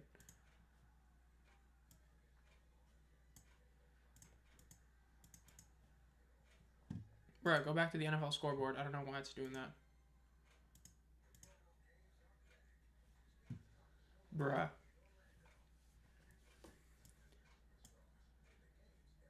Okay, close game details. Okay, I see now. Bryce Young getting traded no matter how good he plays. Imagine UFL fantasy. I'd love to see it. I think the owner made up his mind between Cam Ward or Sanders. All I know is I hope not, because it's just like Tepper's opinion means nothing. Well, let's put it very simply. Like, yes, he's had a down year, but at the end of the day, if you watched football, it was clear that CJ was better prepared for the NFL than Bryce was, and the owner made the call to draft Bryce, and it didn't work. So, I mean, it all depends if we lose this game, because if we end up trading up for a quarterback, we deserve to suck for the next 10 years. We should not trade it all for a quarterback. We did it, it backfired, and we're still dealing with issues, because Chicago still has our second-round pick. So, I mean, if a quarterback falls to us, I trade Bryce, but we're not going to trade up. If we trade up, we deserve to suck, because we did that for Bryce, and it backfired. It's not going to work again. Our offense is still way too just not good. First down, Dallas on a rush play. I mean, when our best receiver is like old AF Adam Thielen or drops a lot of balls Xavier Legette, that's not a good situation. We haven't had a good tight end in like literally almost 7 years. So, I mean, the amount of issues the team has, getting a quarterback is like the worst thing we could do. So, I mean, it's just, unless we get like, if we're picking 5 and then Cam falls to us, of course take him. That's like a no-brainer pick. But unless it's that, we should not get a quarterback. Just because it just is no point. I mean, we're seeing it time and time again. You need to build a team and then get a quarterback, not the other way around. Joe Burrow passing touchdown. Bengals is now 14-14 against the Titans. The Commanders are up 14-0 over the Saints. The Chiefs are up 7-0 over the Browns, but are 6 yards away from the end zone. Ravens are up 14-7 over the New York Giants. The Cowboys are up 10-0 over the Panthers. Jets are losing to the Jaguars 10-7. And the Texans are beating the Dolphins 10-3. You get Bryce Young to Seattle Seahawks. Maybe that when Bryce Young will be unlocked. Just Sam Hubbard. He ain't going to go. The Steelers are probably going to keep Fields. Seahawks, I wouldn't. If I'm the Seahawks, I mean, Geno's been good enough. I think that the best team, if Bryce were to leave Carolina, the best team for him to go to would. It's a tough call what a good team is. It's just there's not really that many teams that I think he would really fit well with. I couldn't see them. Yeah, there's not really many places I think Bryce could really benefit from right now. That's the issue. The NFL is in that kind of weird state where it's like, because the Giants are going to get a new quarterback and the Raiders are, neither of those teams are going to trade for him. Dallas, he could actually be a solid backup over Cooper Rush. I could see that, honestly. Or backup on Philly. I could see that too, but in terms of starting, I don't really think there's anywhere he would go to start. I got the Washington D, by the way. Yeah, I know. They've got 15 points on the Saints, which is wild for a defense to score. But, hey, maybe McLaurin gets a hat trick of touchdowns, gets like 30 points again. That would be really sick, because, I mean, Nick Chubb has gotten me nothing. Chiefs did score another touchdown, by the way. Chiefs are up 13-0 after a Noah Gray touchdown. Probably going to be up 14-0 once they make the extra point, but we'll see. 2-minute warning for the Commies Saints game.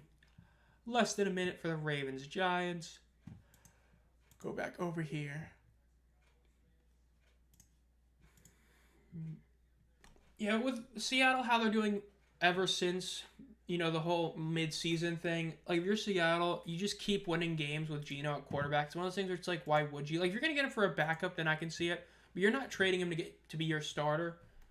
Geno's just been good, has been too good for your team to do it. That win against the Cardinals, or the 2 wins against the Cardinals, I mean, those were huge wins that they got, and a lot of that was because Geno was very efficient. 24 of 30 for 233 and 1 touchdown might not be the most gaudy stat line, but that's what you call a really solid one. That's what you want to see from your quarterback, and that's the big difference between, like, admittedly, a guy like Geno and Bryce is still inconsistent. We're seeing that today, where he might not be playing bad. And yes, the interception was not like a terrible throw by Bryce, but some of these throws could have been better. Cooper drops back to throw, throws out to the right to CeeDee Lamb, who gets drilled, but it is still going to be about a 7-yard gain. Myles Garrett got poked in the eye. That's why the game was stopped. Man, they really got to do anything to stop him.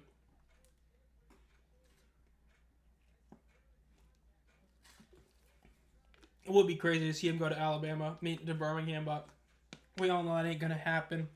When you're a first overall pick like that, teams are going to give you a shot, even if you clearly shouldn't have been a first overall pick, like Bryce.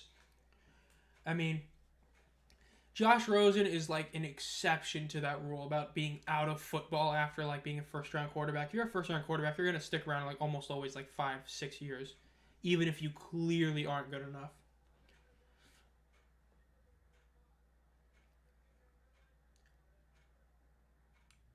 What? There's a penalty? That was a penalty?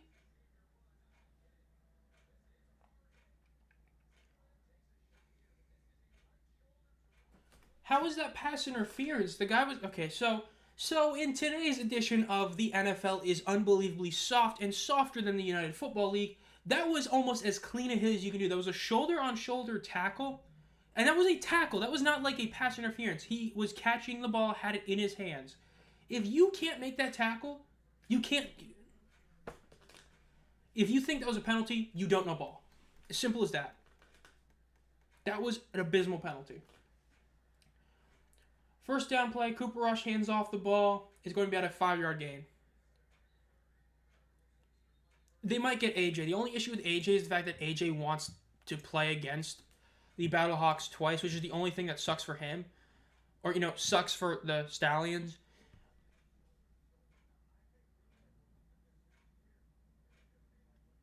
But, I mean, we'll see. That's what I would say, is that it's all because of that.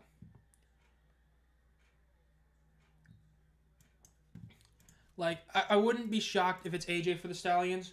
I wouldn't be shocked if it's Matt Corral if he, ends up not sticking around on a team. So that could be. Why does Tennessee throw to everyone by Calvin Ridley? 1st and 10 for Cooper Rush. Hands off the ball. Only a minute left in the quarter. That was almost a first down. They might be able to score a touchdown with like less than 10 seconds on the clock. There is a flag on the field. If this is a holding call, that could be a very big break for Carolina. Yep. That's exactly what it is. So 10-yard loss on what would have been a very big play for Carolina, or for Dallas. Joe Burrow up to 9 points. The Commanders' defense still putting up that many points is wild. Go back over here. 1st and 20. 59 seconds left for Dallas.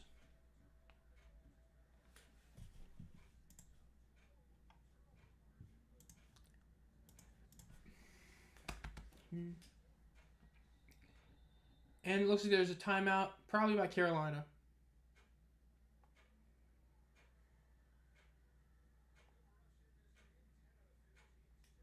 Or they're just calling a stoppage. Okay. Bryce Young, in my opinion, will be Doug Flutie 2.0. Not that great in the NFL, but he goes to another league. I do agree. I think that's actually a really good comparison to him. Like, Doug Flutie, I actually think could have been really good in the NFL if he got screwed over a lot. There's a difference between him and Bryce. With Bryce, it's like, he's showing his potential, but it's just, I don't know, man. It's just, there's something about Bryce where even though he's playing really good this year, well, not even this year, he looked awful early in the season. It's just, I was never high on Bryce, never was. I'm still not. I'm higher on him than I was, but it's like, to me, your franchise quarterback, if you're going to pay a quarterback, you have to think this is a Super Bowl winning quarterback. Bryce is not a Super Bowl winning quarterback. So if it comes in another year or two and he wants an extension, I wouldn't give it to him. Because I'm not going to pay you if I don't think you can win a Super Bowl. That's why I hated Dallas paying Kirk. Or not Kirk, my apologies, Dak. Because Dak is not a Super Bowl quarterback, and he should never have been paid like one. Dak is not getting into a Super Bowl. If Dak Prescott is your quarterback, you are saying to your fans, we will never win a Super Bowl with this guy. He is not good enough. The amount of times a quarterback wins you a Super Bowl while not being a Super Bowl quarterback is very limited. That is why Brad Johnson, that is why I forgot his name on the Ravens.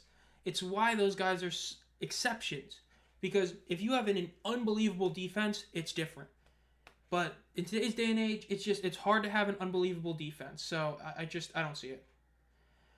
Second down play is caught, and it's going to be almost a first down. They might give him the first down just barely on that 2nd and 20 play. They might call him a few inches short. They are initially calling it a 3rd and 1. 42 seconds left. Mike McCarthy calls a timeout with 42 seconds left. Should be playing baseball, not football. Did Tennessee turn the ball over? Let's find out. Did they turn the ball over? It looks like they did, because Cincinnati does have the ball currently. Ravens still have the ball as well. They might be up by a pretty wide margin in a little bit.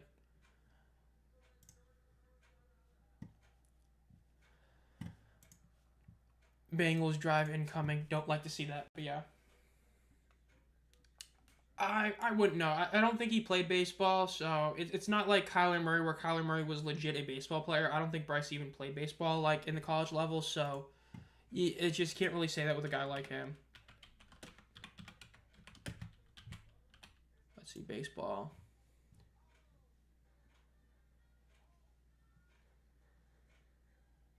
It's a different Bryce Young. That's not the Bryce Young I wanted.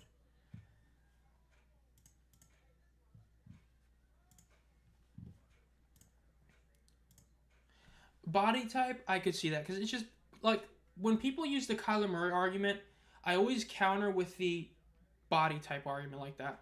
Kyler Murray is a much stockier build, because I think technically he might be shorter, or he's about the same height as Bryce, but when you look at him, he's built bigger.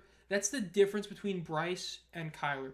Kyler is big for his height. Bryce is just small.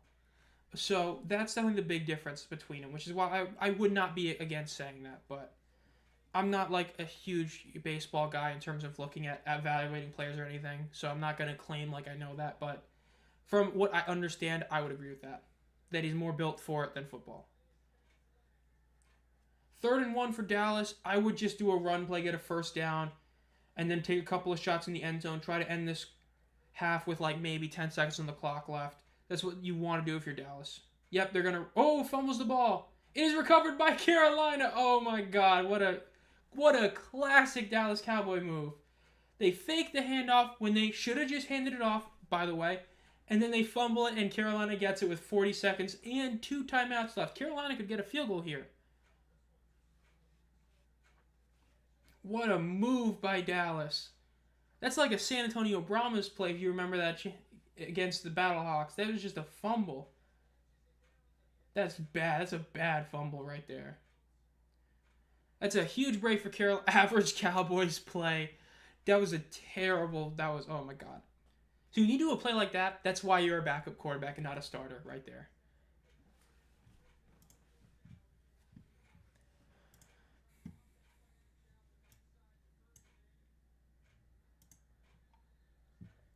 That was bad. That's hilarious.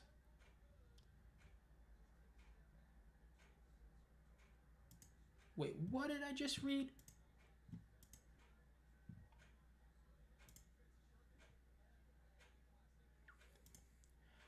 Did Mark Andrews just score again?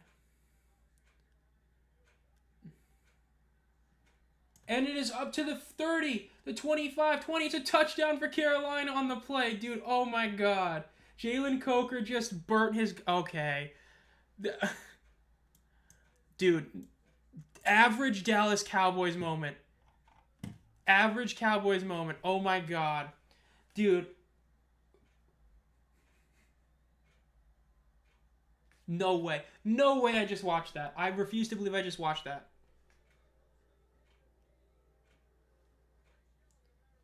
Fucking Dallas, bro. They're so bad. The Cowboys were gifted a 17-point lead, and they're now only winning by 4, about to be 3. That is embarrassing. That's an embarrassing play right there. They keep showing Cooper Rush. They should be showing Mike McCarthy, who knows his ass is not getting re-signed this year. Kick is up, and it is good. It is 10-7.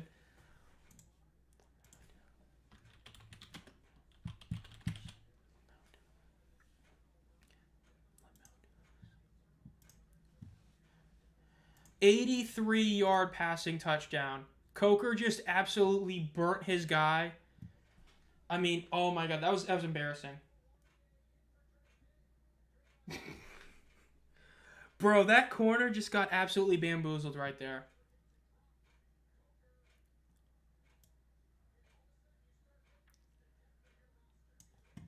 Tim Boyle on the field is hilarious. Good job by receiver and QB. That was. I mean, that defender just got absolutely just obliterated. He had no idea what to do. 600 or 600 217. I'm playing basketball. Lol. Okay, so where is the thing I just saw? Not basketball. I mean, that's just purely probably the height thing. I mean, like everybody talks about the height, right? You know, height 6 foot. You can really only go so far if you're shorter in basketball. So I kind of get what he's saying. Like, I mean, running backs are actually built a lot smaller than you would imagine they should be. Like, who's a random running back I can look up? Let's just look up Chuba Hubbard. Like, I believe he's around that. Yeah, I mean, Chuba is 6'1", 210 pounds, which is very similar. So I could see that, why he says that. Who scored it? I hope not. Joe Burrow threw it to T. Higgins for a touchdown. Pushing and shoving on the out of bounds. Dude, this is... I don't know. It feels like... I know they don't play every year, but it like almost feels like these two teams play like every other year. Which I know they're supposed to play every 3 years, but it just feels like they play almost every year. And they're always like solid games, too.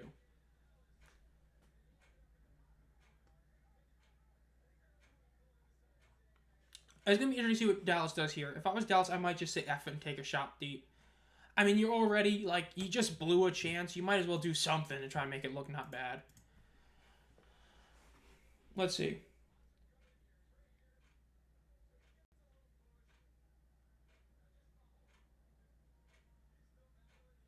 Dude, Johnny Hecker is, like, going off right now. He's just, like, pushing everybody, bro. What is this guy? Why do we keep giving Tim Boyle a job? Dude, I was talking about that earlier. Dude, Tim Boyle sucks. Like I get it. He's in the NFL. You know, you gotta love. You know, you're still a good athlete. Blah blah blah blah blah blah. Bro, for the NFL standards, he sucks. Ball is tipped right as he passed it. 21 seconds left. But like, dude, he is not good. But your family said hell no, bro. That's an L. Yeah, I mean, dude, 6 foot, like 217. That's a running back. I mean, that's a running back right there. I mean, Chuba Hubbard, like I said, is like almost that like same build. Give a guy like Martinez or Perez, yeah. I mean, bro, Tim Boyle getting a shot. We might do Tim Boyle for the Giants is terrible. Tim Boyle, bro, famous for being Aaron Rodgers' friend. I believe that's the whole thing. Is like he's like somewhat close with Rodgers, and that's why he keeps getting a job. Like, dude, that Jets game when they were on like Black Friday, I believe, is when he started, was terrible.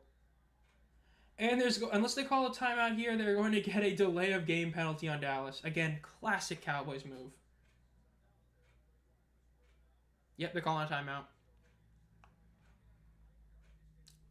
Send me to the second round already. I'm cooking.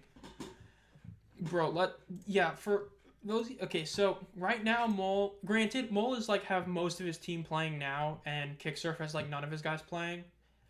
But the guys that haven't played for Mole are Kyler Murray, James Cook, and Ladd McConkey. So he's getting at least 30 points from those three, more like 40.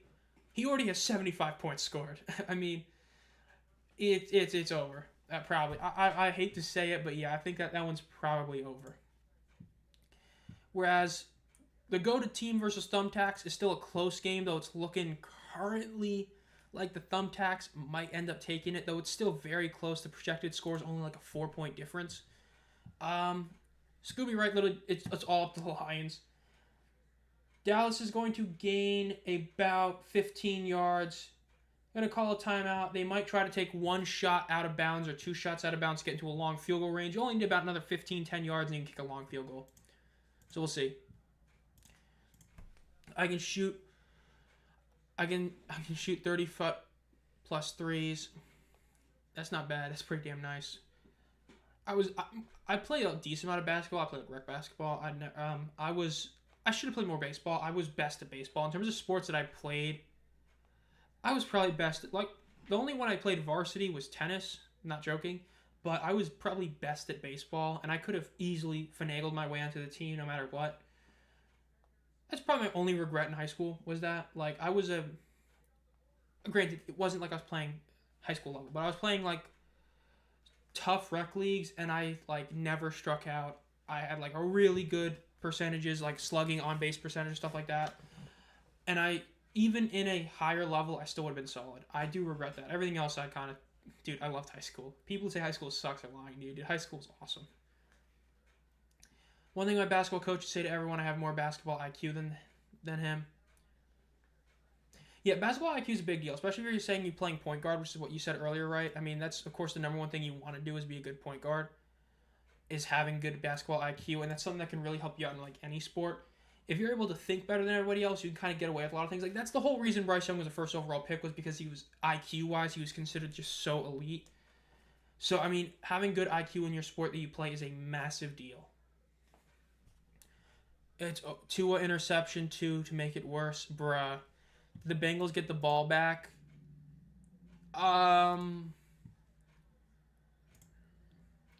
Yes, the Bengals do have the ball back. Will Levis on his first play threw an interception. Oh my god, that's such a Will Levis moment. Dallas is running up the middle. He slides at about the 50-yard line. They're going to have to get right down there and spike this ball. Please kick this. This would be so awesome. Please kick the field goal. They spike it. Please kick it. I don't know. This is going to be like so long. Please kick it.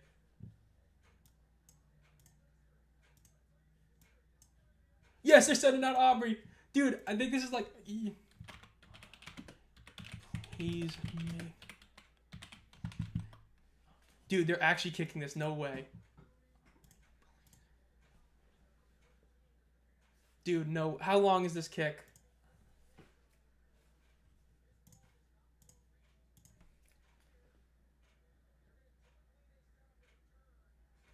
I don't know the fully how long this is gonna be huge. This is 70-yard. No way, dude. If he makes this, no way. Ah, it drifted to the left. It was short too, bro. That was a stat. Okay. That wasn't even close.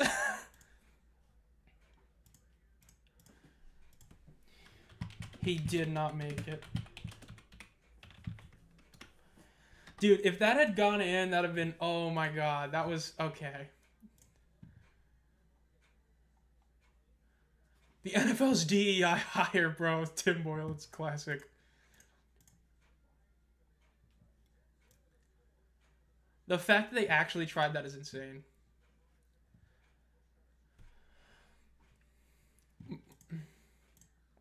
Dude, that'd have been so sick if he had made that.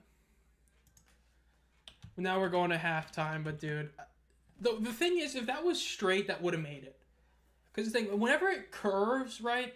Oh, I just realized it makes me lose a point in fantasy. But if that curves, right? When you curve it, obviously it doesn't go as far as you could. If he had kicked that straight, that would have gone in. It's just, obviously, it wasn't straight. But yeah, that, oh my god, that would have been crazy.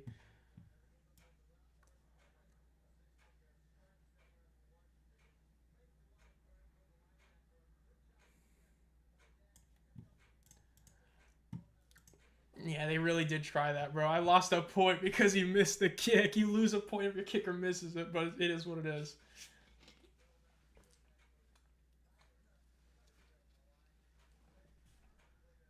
Cincinnati is eliminated with a loss and a Denver win. Okay.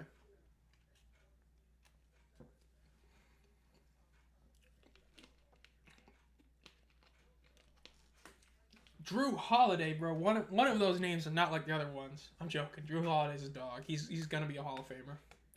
29-yarder, bro. Yeah, I can see why you shoot a lot of deep threes if Klay Thompson and Steph Curry are two of your favorite players.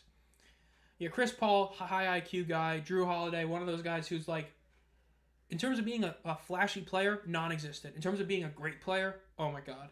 I legit think Drew should be a first ballot Hall of Famer. I don't know that everybody would agree with that, but Drew Holiday has been a huge reason why two separate teams won championships. And I would say he's a first ballot Hall of Famer. Especially when you consider some of the guys who are in the Hall of Fame. Yeah, he's a Hall of Famer. Let's see. All defensive first team 3 times. Defensive second team 3 times. Teammate of the year, random AF award. Who cares? But even then, he won it 3 times. Two-time All-Star, two-time champion, more importantly, two-time champion on two different teams while being one of the most, if not one of the probably three most important players on both those teams. Missing a 25-yard, 29-yarder, bro. Butker's washed, bro. We gotta cut him, get a new one. Bro, they need to sign John Parker Romo ASAP.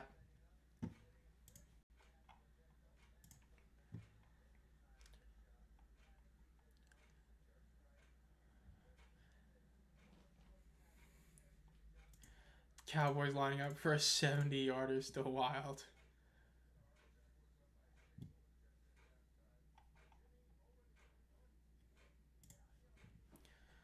Tim Boyle, bro.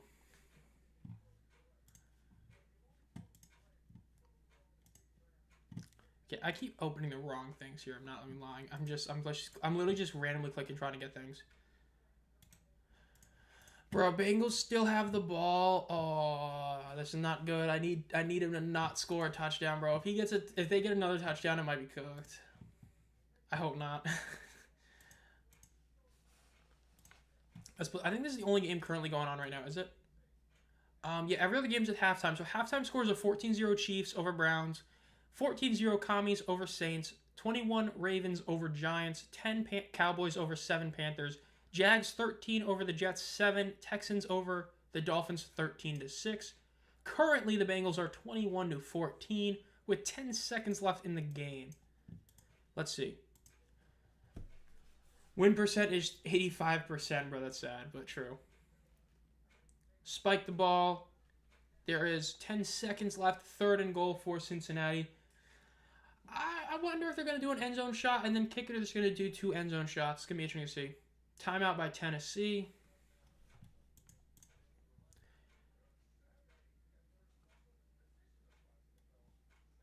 Okay, so they did go for it. Okay, so my thing is just, well, it's ESPN, yeah. Defense is a main strong point in basketball. Hey, being a good defender is a big deal. That's what I was when I was playing rec league. Was I mainly a defender? It's, the underrated point. Especially if you're being a guard, it's a very big deal because that's the one you can stop it initially. So that's, of course, the one that matters the most in a lot of ways. Go over here.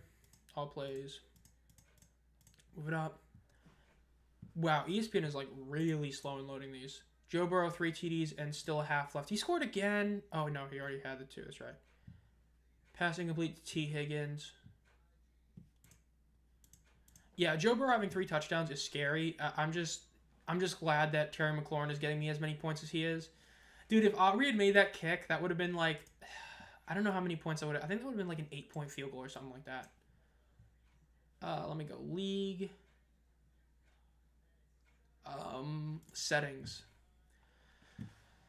Let's see. So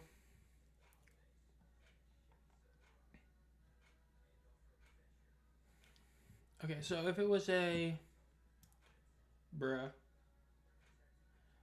so 60+ yard field goal is only 6 points. Okay, that's kind of lame. It should be more than that.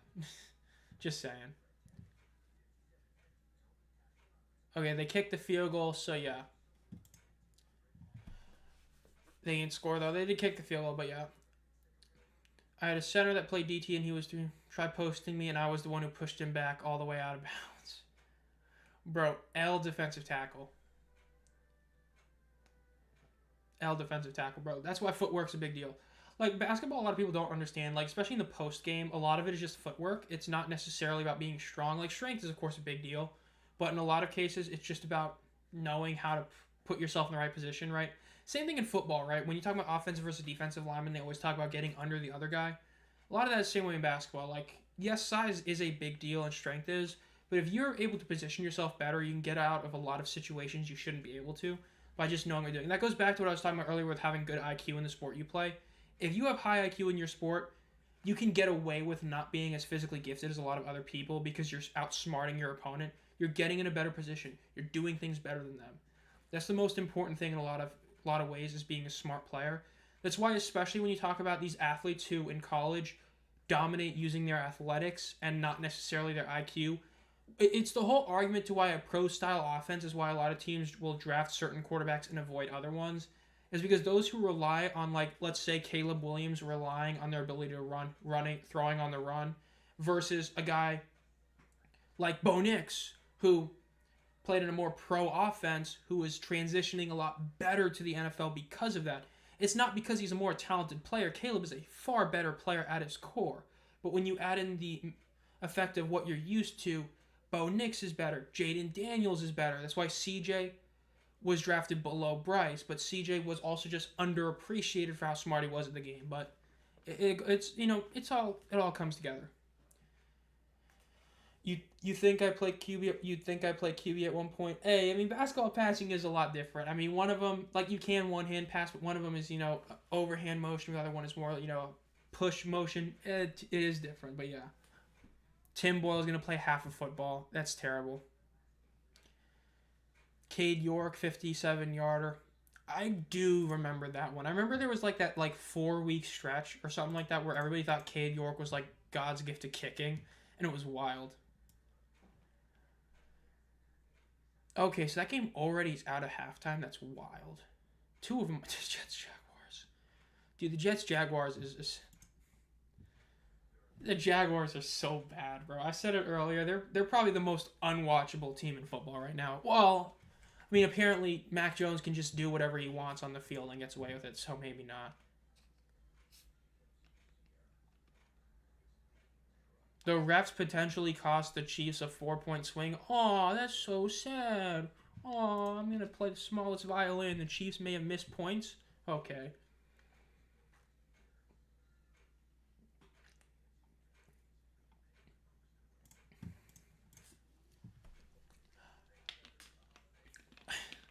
Can't believe they went for a 70-yard field goal. That would have been so sick if he made that. I mean, the record's 68. No, the record's 66, I believe, right? Yeah, the record's only a 66-yard field goal. If he had made that, he would have shattered the record. Justin Tucker, yeah, 66-yard field goal.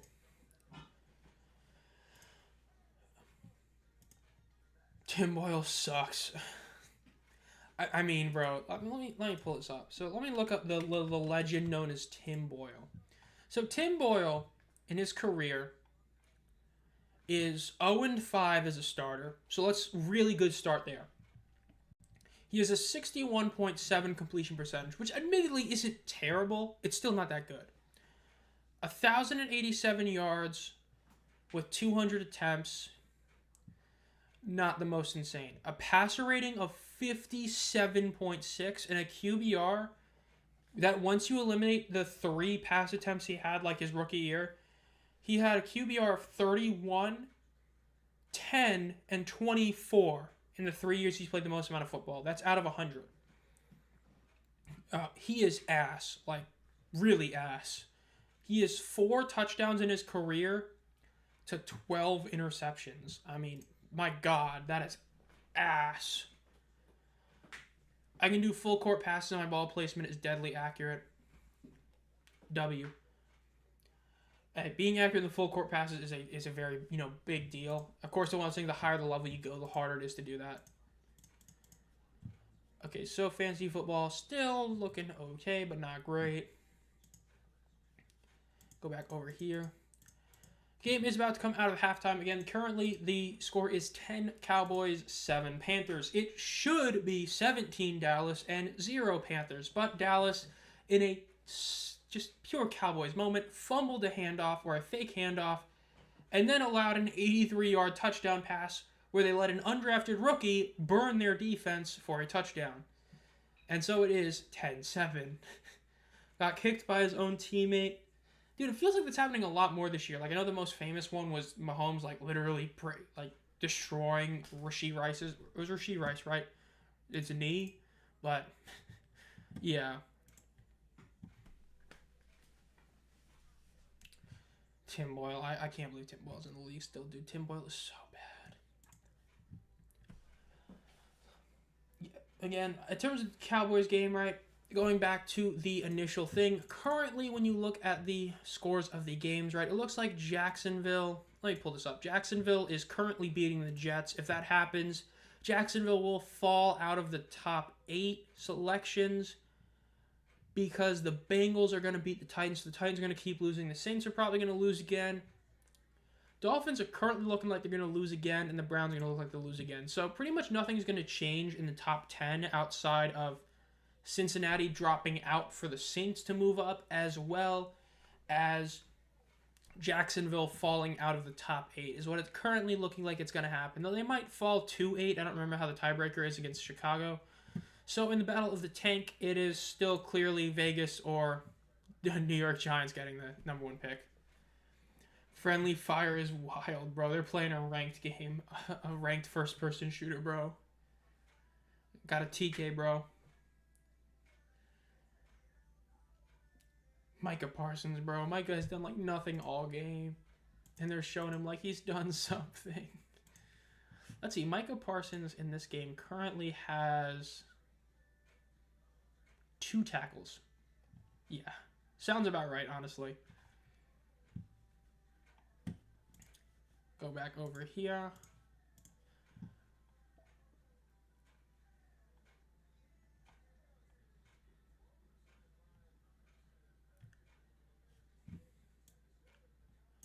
Go back over here. I could see Bryce Young be one of those guys as a coach. I could see that, honestly. When you consider the fact that he got drafted because of his football IQ, I could see that he would be a good coach. Because he definitely wasn't drafted because he was, you know, like the most physically gifted guy. It was definitely because he was a very high IQ player, so I can see that. Please don't have Malik Neighbors hurt for me in fantasy. That would be pretty bad if he gets hurt. That's true. Greg Olsen getting demoted from Tom Brady, bro. Sad. Hate to see it. Greg Olsen, bro, calling the Panthers game, being the last good tight end we've had 8 years ago, but yeah, he's back. Good to see that he's not hurt. Yeah, it's going to be interesting to see exactly what happens in this half. We're about to kick off the second half. Again, score is 10-7 Dallas over Carolina in this one. Ball is initially returned at the 1-yard line. Carolina is getting the return up to the 25, up to the 30, and he gets tackled at about the 33-yard line. Carolina has still not had a single good drive. A full drive, let's call it that. They had one good drive that ended in a fumble. They had a 3-and-out. They had a drive that ended in an interception, and they had a random 83-yard touchdown pass. So they have not had a single fully functional drive. Hopefully we can see that this time. Again, a touchdown here would be huge given them the lead, but we'll see. Bryce Young is currently 10 of 13 for 134, 1 touchdown, and 1 interception, with the interception not really being all that much his fault. So a solid game, not an incredible game. Again, very inflated from the 83-yard passing touchdown he had, but still. Bryce Young lines up in shotgun with one man behind him. Motions in front. Ball is snapped. Bryce drops back. And he gets sacked almost immediately. That is going to be about a 7-yard loss on the play. And the ball is out and Dallas has it. Are they calling that a fumble on the field? Yep, they're calling it a fumble. Dallas has it again. So, make that 2 fumbles for Bryce Young. Granted, the first one was a great punch-out, but still a Bryce Young fumble. Same with that one. It was a strip, but he still fumbled it. That is definitely a fumble, too. So, 2 fumble loss for Bryce Young. That makes 3 turnovers on him. Well, 2.5. Again, the interception wasn't his fault, but still. Put me in for Tim Boyle. I'll probably play the exact same as he is right now. Oh, and almost threw a pick. I think bro got hurt a little. So, Bryce immediately fumbles the ball, and Dallas has the ball at the 30-yard line, or technically the 29, but they're all lining up at the 30, obviously, because you know how it works. Cooper Rush hands off the ball on first down. It is going to be about a 5-yard gain for Dallas for a 2nd and 5 at about the 25-yard line. Ooh.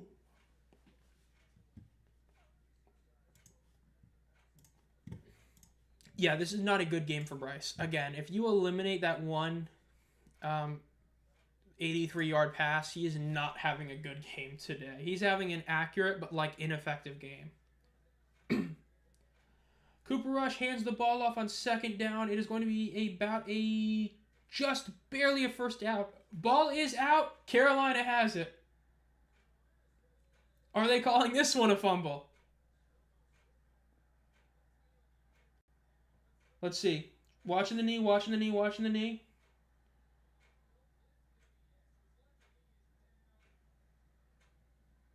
Looks like this is probably going to stay Dallas. Looks like he was probably down. Yeah, that is not a fumble. So almost a comical fumble to fumble, but nope, it is going to be Dallas's ball still. They are going to review this, obviously.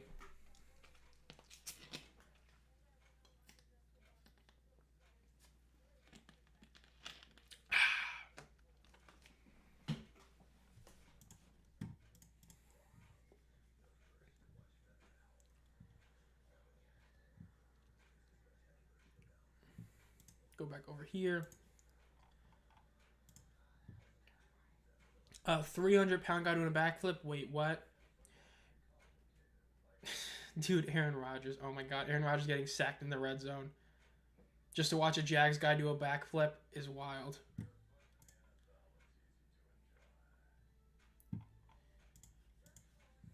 This is something else. Oh man, good old Dallas, Carolina. Always a great game. Oh.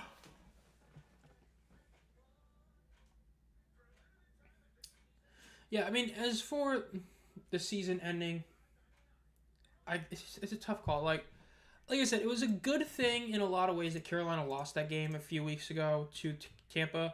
And as I said, that if they had won that game, they would have been playing for the playoffs. So it's like, again, we kind of know what we are at this point.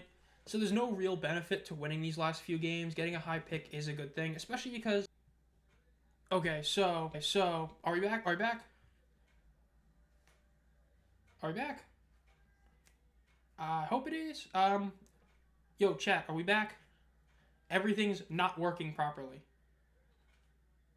Okay. I don't know what happened. My PC crashed, but like it didn't crash. Like it I don't know. It never turned off, but it acted like it crashed. So, and I'm running at like less than 2K bytes. Okay. Dude, no, I'm not verifying it's me. Okay. Don't know what happened. We back. Okay. So, 1st and 10 for Dallas.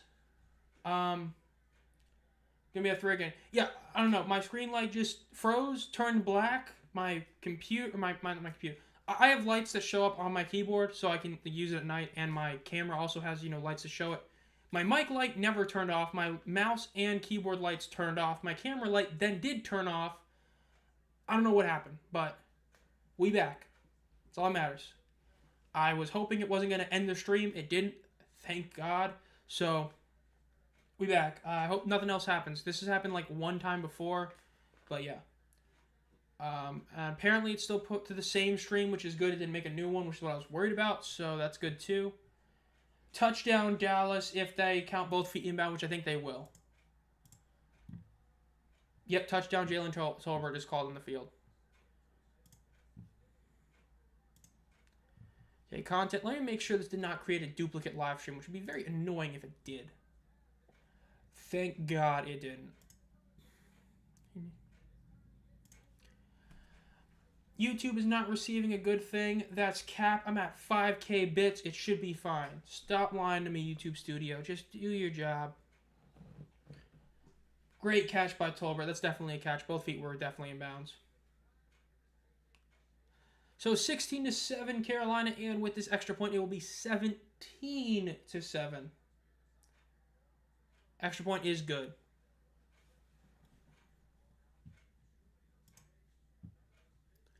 There we go. All right. Dude, I can't believe this crashed, bro. I was hoping it wouldn't. I was like thinking it might because it's been doing it all of a sudden. Like there was like 2 days ago I was working on a video and it did this like twice. So I had to reset my PC.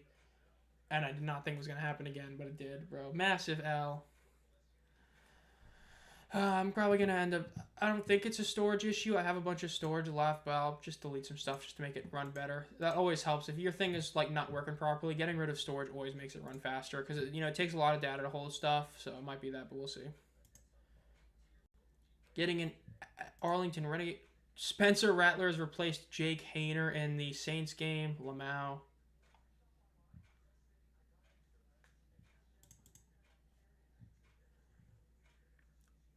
There we go.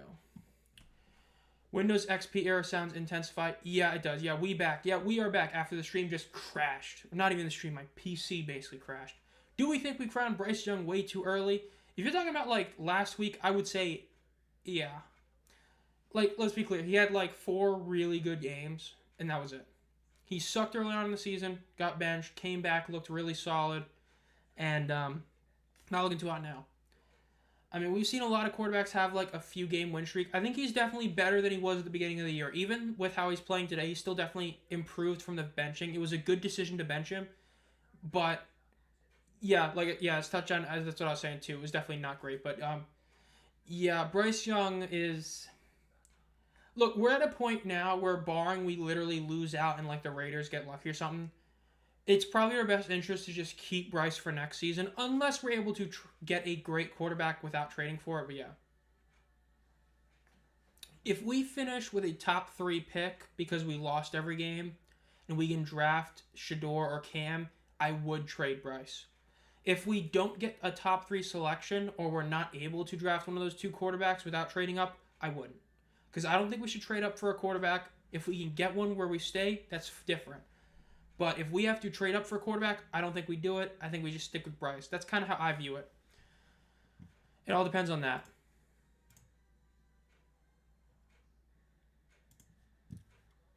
That's what I would say.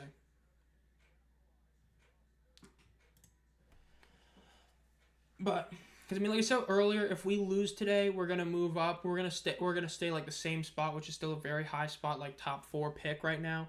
And in all honesty, it probably will be top 2 get quarterbacks, but it might be that, you know, if you finish 3rd, you might get one because the team might trade up for somebody, which definitely could happen. So we'll see. Okay, so apparently that's not good. So Nope scored even more points. Let's see. I need Nick Chubb to do more. Nick Chubb has done like nothing today, bro. I need him to do more.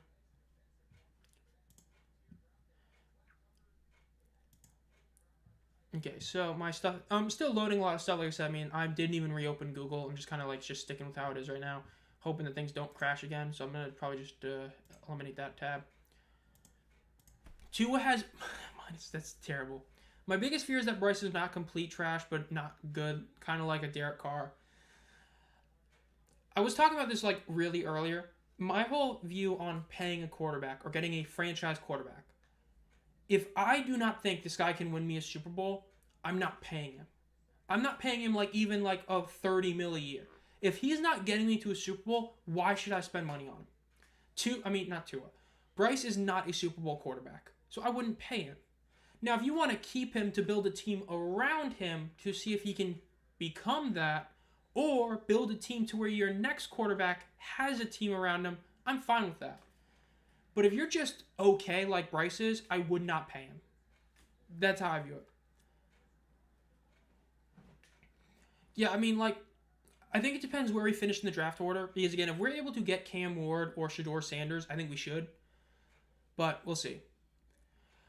Another Jackson touchdown. Are you talking about Lamar Action Jackson getting another touchdown? The guy who was supposed to be MVP after, like, the first 4 weeks of the season and then just everything went wrong for him? Well, I can't check because my app is totally cooked, bro. I don't know what's going on here. Dude, I hate when things don't work properly. Biggest pet peeve of being a YouTuber is when you're trying to do things and your things don't work for you. It's not good. Let's see.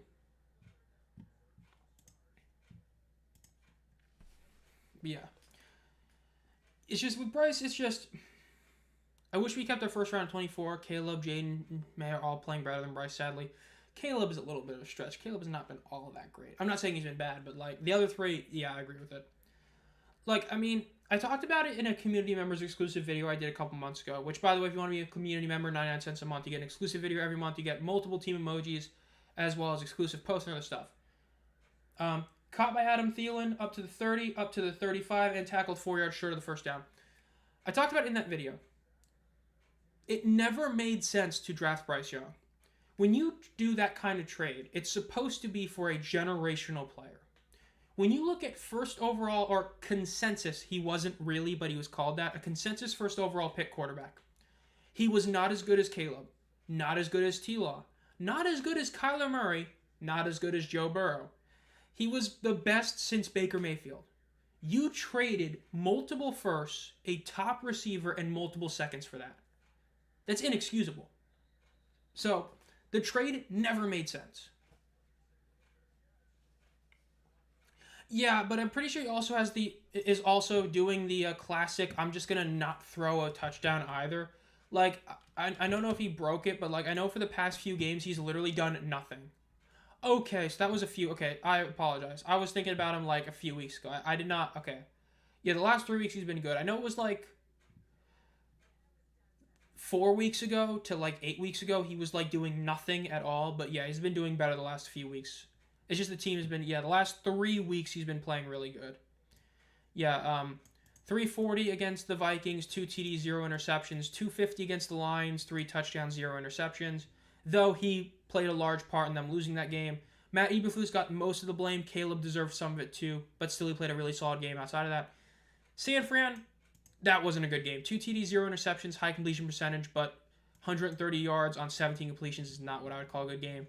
But still, he played really good against the Lions, even though he kind of fumbled at the end, and he played good against the Vikings. I would still say he's probably like, if I were to look at it right now, I would still say he's like the fourth best rookie quarterback. Drake May, I think, has a lot more potential and is showing that. He's having a good rookie year, but I would say that I'd rather have Bo Nix right now. Bo Nix is playing better, Daniels is playing better, and May arguably is. Though May is, in an awful situation. So you have to take what Drake's doing with a massive grain of salt. I mean, dude, he's on a team where his best receiver is like Hunter Henry. And he's still putting up, like, he has 11 TDs, 8 interceptions. That's not great. But when you consider who he's playing with, it's actually pretty good, But yeah. Oh yeah, is he playing better than Bryce? Yeah, I would say so. Like, who was playing better the last 2 weeks? Bryce. Across the season, Caleb by far. And who's playing better right now? Caleb. But yeah, I mean, it's like I was saying earlier though. There was no reason to even trade for Bryce because he wasn't that good. Like, he was not I'm talking about out of college, right? He was not a Trevor Lawrence. This is the best quarterback we've seen since Andrew Luck. Or Caleb Williams, the best quarterback we've seen since Andrew Luck. This was for Bryce Young, a guy who was barely a consensus number 1 overall pick, who was not physically insane, and you traded all that for him. We kind of shot ourselves in the foot with that one, and we're kind of dealing with it now, but yeah. Yeah, especially when you see that we're going to get a top 5 pick more than likely, meaning that's going to be like a 35th overall pick or 36th, 7th, around that area pick, which is about where we got Leggett. Like, we got Leggett in the end of the first round, so about the same spot. That's what really sucks about that, is that we're giving up that one. Yeah, I mean, it's just like what you just said. It's a second rounder. It's terrible. That's what really sucks about it. So we might be stuck with him for like one more year, and then we'll get another quarterback, or we may get lucky and be able to draft Cam Ward. We'll see. First down play for Dallas is going to be a first down. Turpin gets almost to the 40-yard line. Really solid play by Turpin there. Yeah, it's a shame what the deal is with Turpin. Not Turpin. Turpin. It's just a shame the Panthers did that deal. It was a bad trade when it happened, and it's aged like milk. Because again, you got rid of your best receiver, so you already hurt Bryce immediately, and then it was like, for what? Yeah, it is what it is. Do you think our draft was good, or are we just hyping up mid because our roster is so bad? First down play is a rush for Dowdle. It's about a 5-6 yard gain. 20, 24. I want to visualize this so I can look at this better. Okay, so we're just going to... 2024 Panthers draft picks.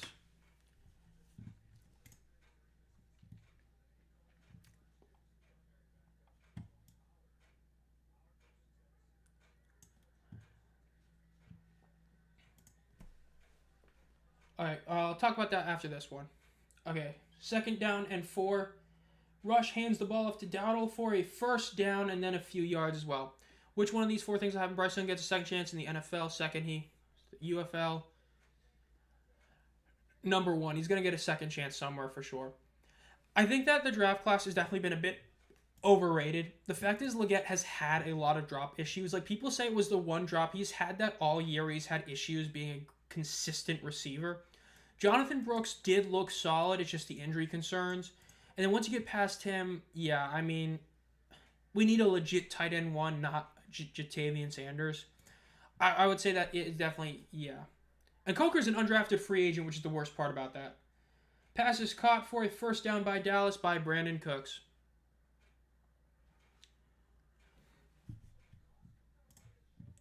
Yeah, I mean, Traven linebacker's been decent. It's just like the Leggett trade was a good one when it initially happened.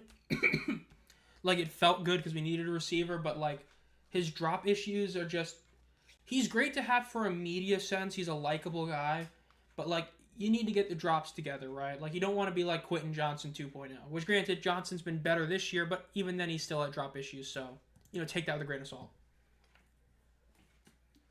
Cooper throws outright to CeeDee Lamb. It is caught for another first down. Dallas is less than 20 yards away from scoring another touchdown. Yeah, I mean, if this is not going to load, I'm just not going to use it.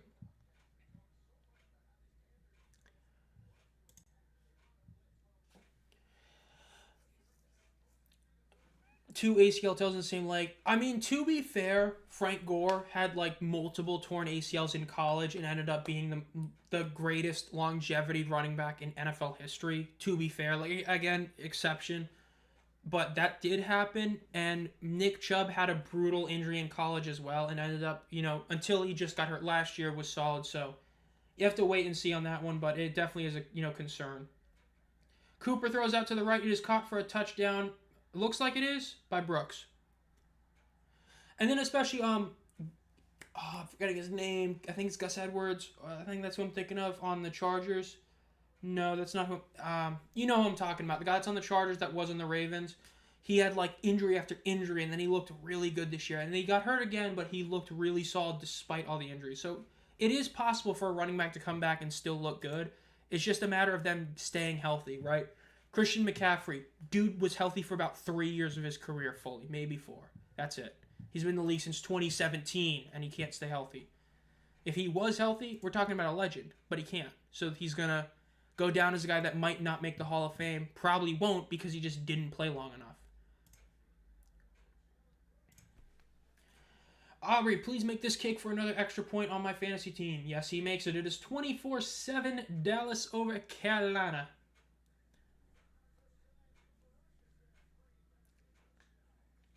It also doesn't help that Chuba's been, like, aside from the fumble, a lot better this year. That, you got 2 running backs now. That also doesn't help Brooks' case of, using a second-round pick on him. But, yeah, especially when you're talking about GT being viewed as, like, a generational running back in a lot of ways. Being a guy that the Panthers could draft this year, and you're not gonna because you already have 2 guys. So, hindsight, it might not look like a great pick, but I don't think it's a terrible pick as long as he comes back okay from the injury. I agree. I was really hoping he would make it. I mean, for the UFL's sake, that would have been insane. That would have broken the record by 4. I mean, that would have been crazy to see him do that. The Ravens D takes a penalty. We hate to see that.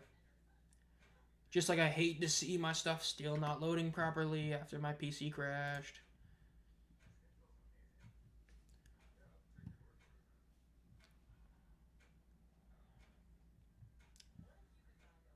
Terry McLaurin up to 26 points. Love to see it. Greg McElroy 2.0. I don't know for sure. For radio, I don't know if he would be or something like that. I wouldn't know that for sure because I don't really remember exactly the whole storylines with them fully.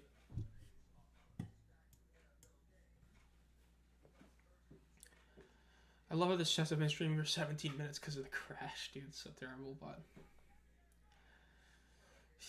is what it is. But yeah, with Bryce, it's just like when I did that video, a lot of it still has ended up aging pretty well. A lot of the Panthers' future rides on Tepper not intervening.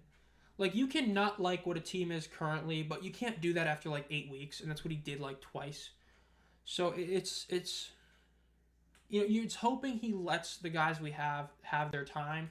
Because you got to remember, Canales did not draft Bryce Young. So if you end up firing him during Bryce Young's career, you look like a moron because he didn't get a choice in his quarterback. By the way, Michigan Panthers Battlehawks ad on Fox is another UFL ad being played. Wes Hills, hope he's back and ends up playing well next year, like he was before he got hurt. But like a lot of it is just Tepper letting the guys have their chance, right? If Canales wants a quarterback, let him get a quarterback, let him play with that quarterback. Coach with that quarterback. Don't just screw him over. But yeah, I mean, because the other thing is the Panthers, like Canales, they made a big deal when they hired him because of the fact that he got hired, and they were like, "Oh, it's a great hire." Yeah, it's a great hire because like no one else was gonna get hired because nobody wanted the job. I mean, Mike Vrabel ain't taking this job, and that would have been a great hire, but. Return for Carolina is up to the 30-yard line, and he's going to be tackled at the 31. But yeah, I mean, unless we get a top 2 pick, which is what probably gets you a quarterback, I would keep Bryce for next season and then probably get a new quarterback after that season. Either draft one or sign one in free agency or something. That's what I would say. Tank for Arch Manning when he declares honestly true. Will Levis interception again, bruh. Homie just does not want to have the ball. You gotta love Will Levis. Dude just does not care. Chiefs up 21-0. The Chiefs actually are getting a good win today. Can you believe it? It's like their first good win all year. Combined 5 interceptions between Will and Joe. Bro, maybe we can get the Jared Goff, CJ Stroud duel. We get like 10 interceptions almost. I think it was like 8 that finished that game off. That would be funny as hell. Bryce Young getting sacked by Micah Parsons, man. They let Micah Parsons do something. Big L.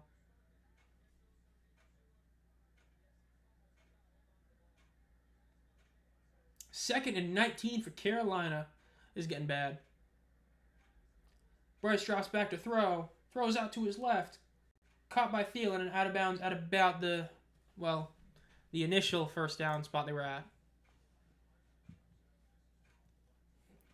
Let's look at the scores real quick. I want to look at how the 17-7 commies Saints 17 Jaguars game is so pointless.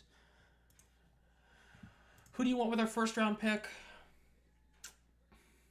God, I wish we had it last year. We could have drafted Bowers, but for this year, I'm going to be honest. In terms of like who specifically, I wouldn't say. I would just say I want it to be used on defense. Unless it's a high enough pick to get a quarterback. It's just, we need to build up our defense. That's what the team's always been about. And by the way, Bryce gets sacked again. So, going to be punting now on 4th down. But I want it to be on the defense. Like, if we get a top flight wide receiver, I could see it. I forgot his name. I think this kid like out of ASU or someone who's like insane. I could see that one. But it's just hard to say what I want to do. It's just, there's so many issues, but yeah. Will Levis future Houston Roughneck. Vegas OC by Bill. Let me see this. Bill Belichick building up an army. UNC football.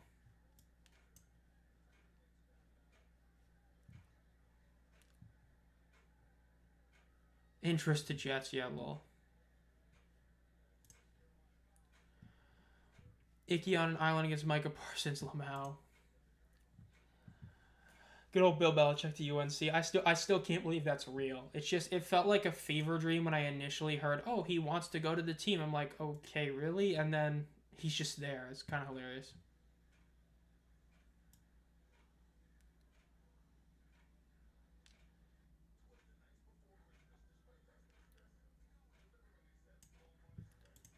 Go back over here. The Panthers, bro. This team is so. We had a good like 4-week run, and it's over. It's time to roll out the tanks. It's time to end it. That's what it comes down to. It's time for the tanks to roll out. Gonna pray for a Raiders W tomorrow to move up to a potential top 2 pick. So that's what they gotta do. You gotta do what you gotta do. I mean, I don't know who controls their own destiny in the Tankathon. I think the Raiders technically, well, yeah, obviously the Raiders control their own destiny. New England also close, but yeah. Johnny Football 2.0. I mean, Johnny Football got a bunch of hype, was a Heisman winner, but wasn't the most dominant player, had a lot of questions about being in the NFL. I mean, the only difference is that Johnny Football, did a lot of things to himself that didn't help, whereas Bryce is just kind of, it's actually kind of close, though. Yeah, I just saw that on X, that there's a guy that just had to get their jersey removed for the Dolphins from a big hit that happened. Mason Rudolph is in for Will Levis, bruh. Oh, that's wild.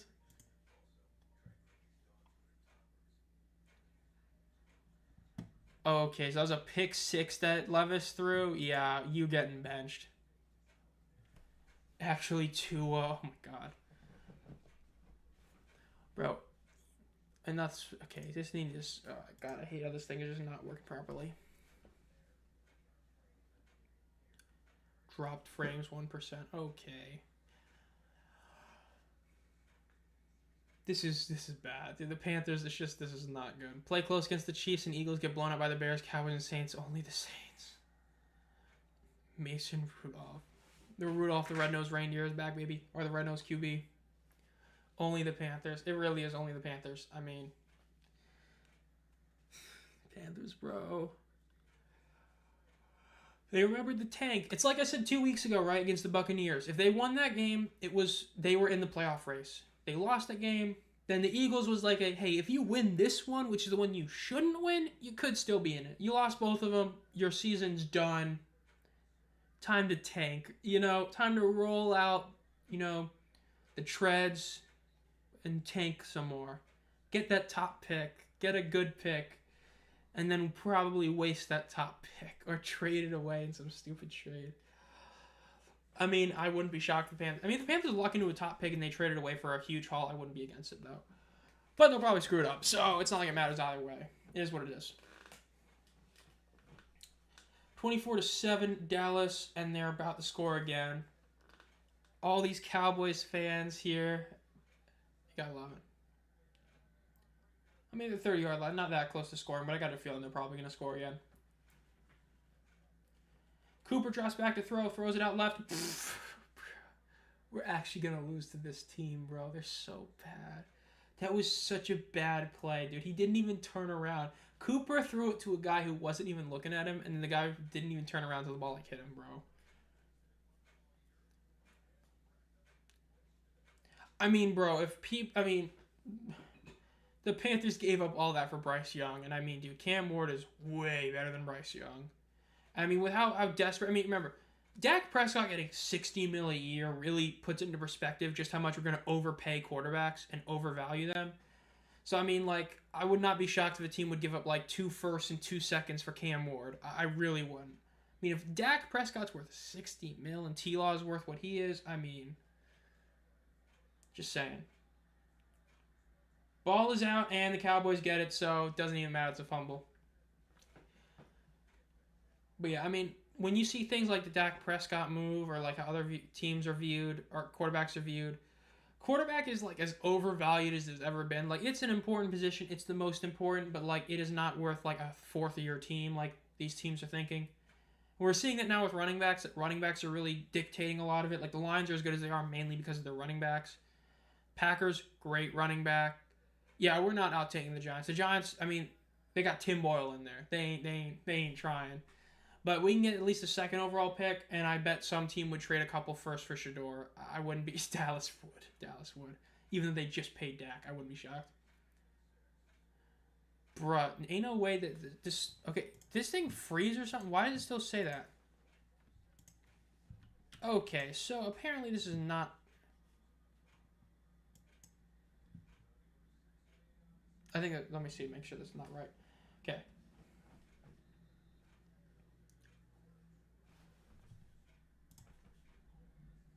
Okay, so this just wasn't working right. So let's refresh that. Apparently that wasn't working right.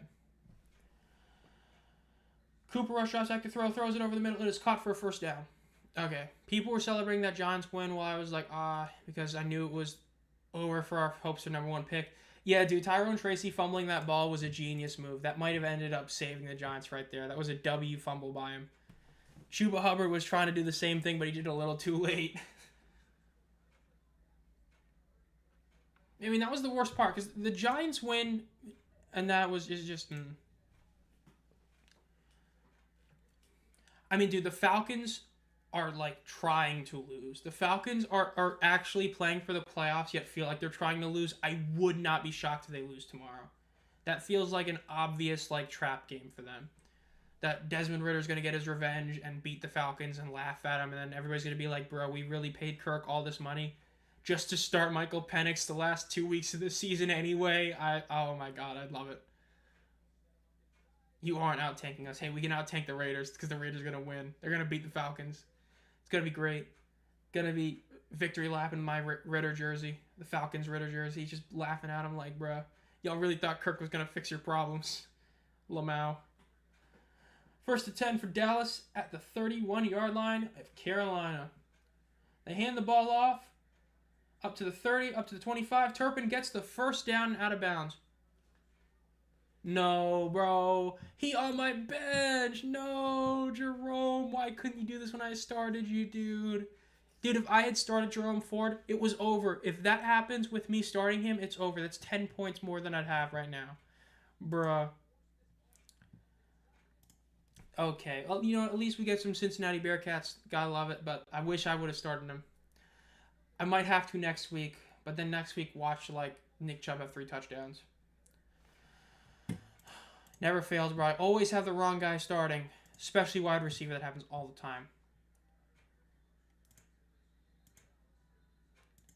Flag is called. Probably want to be a false start. On 2nd and 23 is wild. Or I think is what it's just said.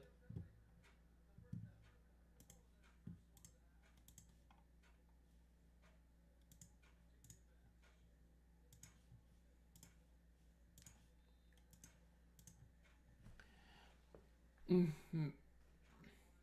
Back to reality for the Panthers. If you have a next week. Okay. So we're okay. Nah, I'm going to get the W, bro. Josh Allen's going to score 50 points again. I mean, bro, I got 2 tight ends playing on Monday that are both going to go off. I mean, JSN and Dicker the kicker are really the only 2 I got to go against after the 1 o'clock window ends. I've still got Josh Allen. I got Mike Evans. I'm feeling fine. The Panthers are going to hold Dallas to a field goal. I'm going to get like 3 more points from Aubrey. It's going to be all good.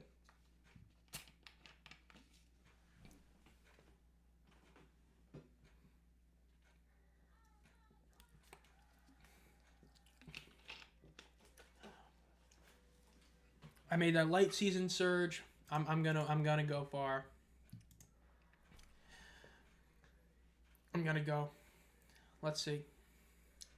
Derrick Henry only has 7 points. That's wild. And they should be getting more. I mean, they're winning unless they decide to like not play him.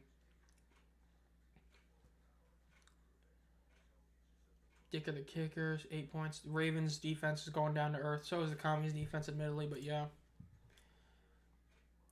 Do it, Jameis Winston. Desmond Ritter's gonna go off, bro. Bro got such a bad rap in Atlanta.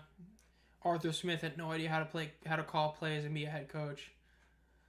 Drake London dropped a lot of passes.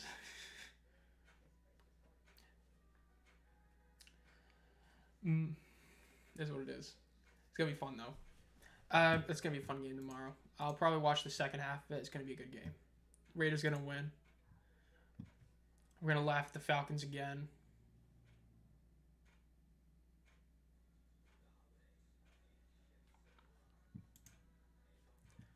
The game doesn't mean anything, then your guys won't get good points. Nah, we gotta do good. Brock Bowers is gonna keep scoring a bunch of points by getting a bunch of receptions. He's gonna finish the receiving leader. It's gonna be great.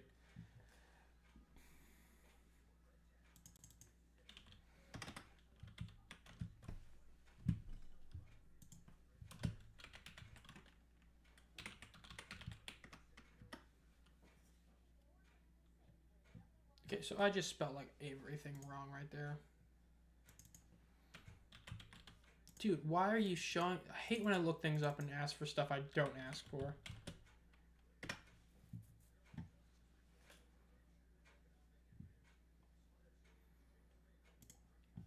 Go over here.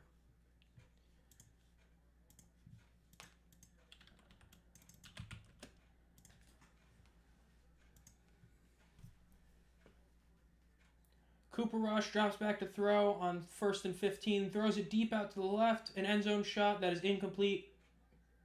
No flag.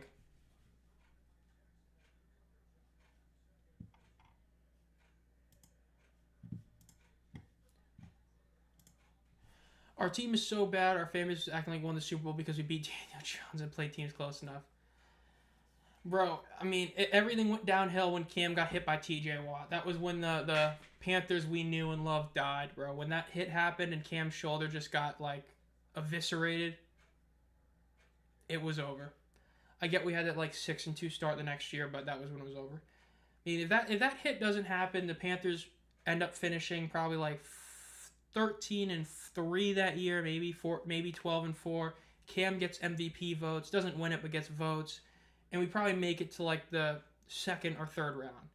Instead, Cam hurts his shoulder, plays through the injury, gets worse, and then gets benched because he's injured, and then gets hurt again because it's just awful. Hey, I'm gonna get a haircut eventually. Probably in the next week. I'm going up to my yearly, or my biannual trip up north in like 11 days, so the long hair is gonna go, but hey, I'm not one of those guys who gets a haircut like every month. It's like a lot longer than every month. I hate going to get haircuts just because it's just the same thing as shaving. It's why I only shave like once every like few weeks. I just hate doing it all the time. Cam is gonna be cooked within a few years, even after a hit. He played too physically, sadly.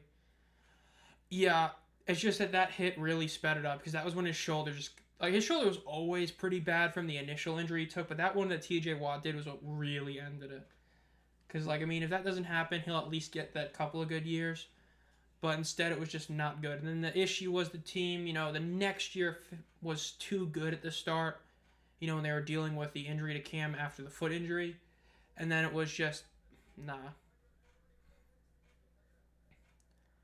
Nah, we need this game to be like a 45-40 game where the Lions win or something so that Josh Allen can get me like 40 points or something. I wouldn't be against that. I would also agree that he'd probably be done in 2020-21. It's just that 2018 team was good enough to make it far if he doesn't get hurt, because everything just went down once he got hurt. But I do agree that the team probably would have been done in like 2 years after that. Because, I mean, when you look at how his time was in New England, it kind of showed what he was, but yeah. 2nd and 20 for Cooper Rush and the Dallas Cowboys. They're going to hand it off, and they're going to get about like 3 yards on it.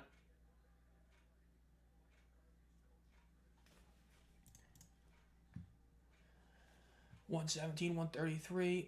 Projected points looking good. Nick Chubb still ain't doing nothing, though. That ain't good. I need a field goal for Brandon Aubrey. That's what I need. I need those points. Since 2014 and Arian Foster, bro, another one of those running backs is good for like a couple of years.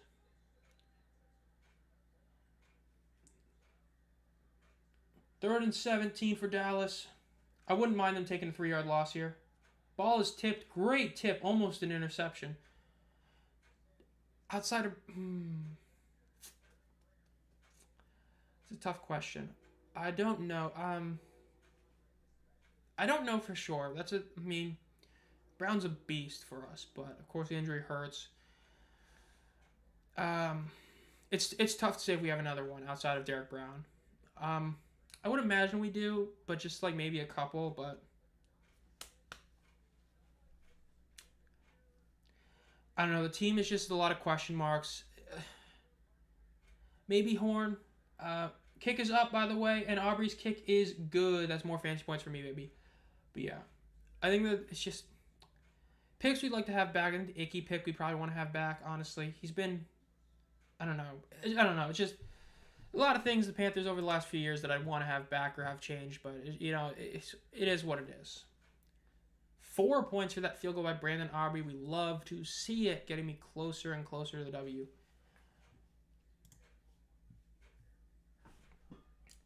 Gotta love the Cowboys just absolutely dog walking the Panthers. This is so sad, dude. 27-7. We're at over 30 points scored, though, so there's at least that. I mean, for the fun of the game, I guess you can call it. We'll take it, but that's about it.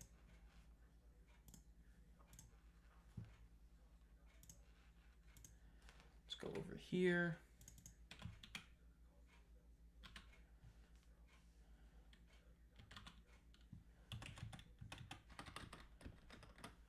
Man, I hate when things just don't show up like they're supposed to. I just said it earlier, but it's happening again. Trying to look things up, things just don't pop up like they should. Go back over here. We can't draft after round 1, Lamau. Yeah. Who's on your all-rookie team?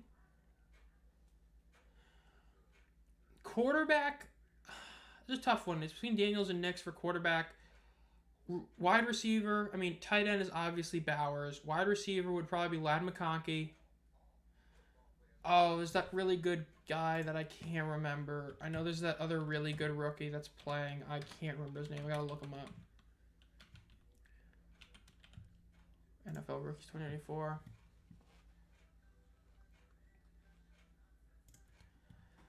I can't remember. 8th sack, bro. John. Okay, Bo Nix, Quinion Mitchell, Malik Neighbors has been really good. Maybe, yeah, he'd probably be on the Joe Alt. I don't know for sure. I would say, though, that honestly, my offensive rookie of the year pick would probably be Brock Bowers right now. It's going to go to a quarterback because it always does, almost every time. But, like, Bowers, I get people say, oh, but, you know, he's on a team with no other receivers. They're feeding him the ball. Jacoby Myers is, like, no drops this year. He's been really solid this year. I think Bowers is probably the best rookie in the league this year. Then it's Daniels or Nix, and then take your pick who's next. I mean, Javon Curse or whatever is going to win defensive rookie of the year. I'll almost guarantee you, yeah. JC over Surtain, Parsons, Icky, Lowell, Bryce. I mean, JC, yeah, over Surtain really hurts. That's the one that hurts. I think that picking him over PS2 is what really hurts, not over Parsons. But PS2, that's bad. Yeah, Icky, lol. Definitely didn't age well. Look at being disappointing, yeah. Trading up into the first round to have a first-round pick. When we had the 33rd overall pick, remember, people forget that. We traded up one spot to get him. Why? Yeah, Bucky Irving definitely deserves a all-rookie mention running back. I do agree. Also, to just stop Josh. I hope nothing, but probably going to just do QB spies, a lot of it. It's just tough. That Bills offense is really good. 1st and 10 for Bryce Young and the Carolina Panthers with 14 minutes left in the game. Bryce drops back to throw, throws it out to the right. It is caught for about an 8-yard gain, more like 7, by Tommy Tremble. Another one of those tight ends that I can't believe we're still at tight end. I really wish we got a tight end. Like, we ain't, though. We ain't good. Is what it is. 20 new posts. Damn, what happened in the last 10 minutes? Another MVP coming. They're really trying to push this Lamar Jackson MVP narrative again. Like, dude, stop. Please. No. Lamar's been great this year, but no. Nick Chubb is ruled out. Are you serious? Did I just see that? So, I'm not scoring any more points with him.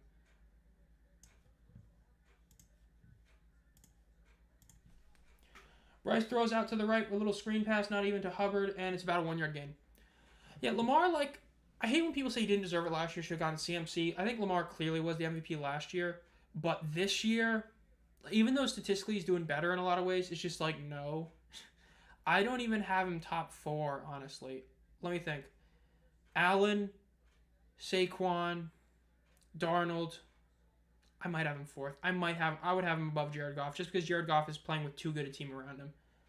But, like, I would probably have him 4th in MVP ranking. I think that saying he's the MVP is a bit much. Though, again, if he gets the 1 seed, which he won't, he would probably get it, but yeah. Throws to the right sideline. Is going to be caught about 2 yards short. I hated the Leggett pick. He was a 5-year player, only had production when he was physically superior to anyone in his last year. I only like him because of his accent. Yeah, he's a great media guy. It's just as a receiver in a very receiver-heavy draft class like this last one was, like, when you get to the point where you're picking at the end of the first round, there's been, like, 6 guys picked above you at that position. Yeah, again, we traded up for, like, no reason. That was the worst part. We traded up for, like, no reason. It was really weird that we did it, but yeah. 3rd and 9 for the Carolina Panthers here. They did call that one incomplete, by the way. So let's see what they do here. First down does get him in field goal range. but they got to actually get the first down. And if not, Dallas is just going to run the clock down. Probably like at least 5 minutes. Bryce hands off the ball. 0 yards gain. What a great play call. Yeah, that's a tank play call. That's a play call you do if you're admitting you're tanking, bro. You do a halfback dive and 3rd and 9? Okay, sure. Malik Neighbors with a touchdown for the Giants. Wow, that really didn't change that all that much, did it? I'm actually kind of shocked, unless it didn't count it yet.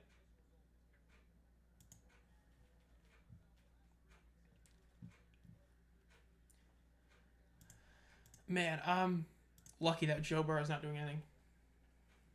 4th and 7, and what is the question for you, MVP 11? I see that you said you wanted to ask a question, and did get a first down with the Adam Thielen play on 4th down. They did go for it, and they did get it, so they are in field goal range now.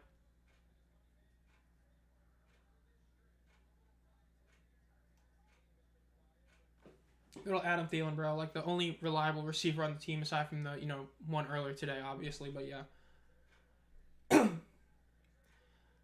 First passing TD for the Giants, or first TD Giants. Oh my God. Coker gets the pass, about a 7-yard gain, and they're, dude, he's down. Stop ripping it, bro. What an L move. Ooh, foot. 2nd and 2 for the Panthers with 11 minutes left. Jalen Coker has 4 catches for 110 yards. Obviously, a lot of that's the 83 one, but yeah.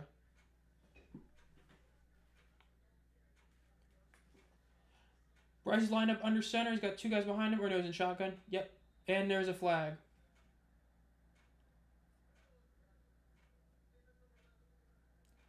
Infraction on the defense. 5-yard penalty. Big for the Panthers. How do you not let it bother you? I don't have a favorite team, but I get overstimulated and overwhelmed easily by watching sports. You watch it long enough to where it's like nothing really gets you. You watch the Panthers for 3 years, the last 3 years, yeah, that kind of takes away anything. The only time that really ever happened was on stream this year with the Panthers-Stallions game. The 3rd quarter was just absurd. It was like back-to-back turnovers that were all awful turnovers in a row in a playoff game. Was insane. But aside from that, I mean, there's a couple moments. The Shedeur Sanders passing TD against Baylor was a big one, but the more you watch, the less things wow you, and that kind of is a big deal to it. And then it's once you watch a ton of it, when you do get that, it's because it was a big event. Bryce is generational in garbage time. Bro's Dak Prescott 2.0. Again, against the Cowboys, bro. The game is over. He's going to put up these good stats, look good on paper. It's like Dak Prescott, bro. It's like he never got hurt. Look at him evading those sacks and throwing the ball away. Watch him throw a touchdown this next play. It's going to be just like Dakota, bro. Dakota Rain Prescott throwing passing touchdowns when it doesn't matter since 2016. Okay, so now the Malik Neighbors touchdown counted. That's not good. I'm down 40 points. Granted, I got a lot of guys who still need to play, but not good. I need another Scary Terry touchdown. That would be huge. 3rd and 7 now for Carolina, and they're going to go for it on 4th down. Yeah, there's a lot of interceptions going on today. Which, I mean, again, these 1 p.m. games were, like, really weak. Like, really weak, so I'm not too shocked. Flag. False start, bro. This is getting really bad. I can watch any sports, get overstimulated, overwhelmed. I do have an illness that plays a big factor in this. I always thought, should I quit sports? I mean, if you still enjoy playing sports and you're good at it, I would just keep doing it. It's a great way to stay healthy and all that. I mean, I wouldn't. Unless it's, like, legitimately something that's going to, like, actually terrible, I wouldn't. Stafford is also a great stat patter. Hey, bro. Stafford slander. Okay, so we're slandering the first ballot Hall of Famer, Matt Stafford. I mean, hey, to give him fairness, in all fairness, when you're making as many comebacks as he does, it's okay to stat pad because there's actually a chance he'll win the game. Dak Prescott's not winning you a game coming back. Stafford will. Not always, but he will. By the way, Bryce fumbled again. 3 fumbles for Bryce Young. And Micah Parsons got it, bro. Gotta let Micah do good. I hate seeing that, bro. Dude, he just beat Icky again, bro. I don't know. That's a fumble. Let me see that again. I didn't see when the ball came out. No, that's probably not going to be a fumble. Josh Johnson and at quarterback. Wow.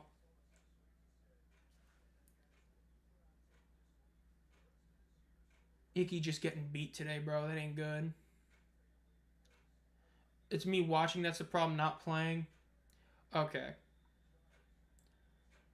They got the offense out for 4th and 14, baby. Let's go.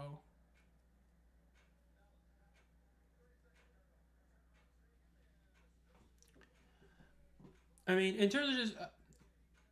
yeah, I mean, all I know for me is just the more I watch it, the less things affect me. Josh Johnson versus Tim Boyle is a matchup I didn't want to see. That is a matchup, though. Johnson versus Boyle, bro. Yikes. Yikes. Especially that means that Derrick Henry ain't getting any more playing time, so his stats are done. Which is a huge reason why I'm even in this one. Yeah, I'm shocked. I mean, that was very close to being a fumble. That was definitely really weak. I mean, 4th and 14. If he scores a touchdown on 4th and 14 with 10 minutes left in a 27-7 game, that's like the definition of stat padding right there. Yeah, dude, Panthers football.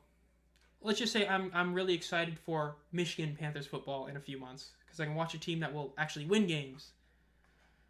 But yeah, 27-7, 4th and 14. Ball is snapped. Bryce drops back to throw, and that's going to be a holding call. So incomplete pass number 1, number 2. There was no holding flag. I'm shocked. Yep, there's the flag. Yeah, that was going to be thrown. They're calling it DPI. Hold up. Wait a minute. Something right here. Okay, that is DPI. That is DPI, but there wasn't any offensive pass. I mean, any offensive holding? Really? All right, boys. Time to see. Is this roughing the passer? Our favorite game show we do every time it is called. What? Let me see that again. I need to see that again. They better show that replay again. I need to see if he got pushed. I only saw him fall down.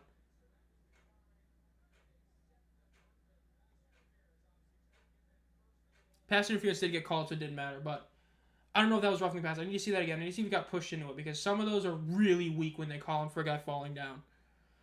But yeah, I'm shocked there's no offensive holding. It looked pretty clear and obvious there was a guy that got held, but yeah. So they're just going to not show the replay? Okay. 1st and goal, i.e. more stat padding. Yes, we love stat padding.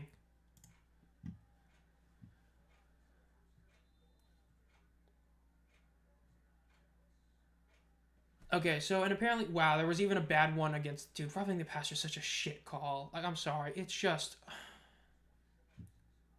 I'm sorry, it's just, dude, roughing the passer, like, needs to go. Like, 90% of them are terrible calls that are not roughing. Another flag, by the way.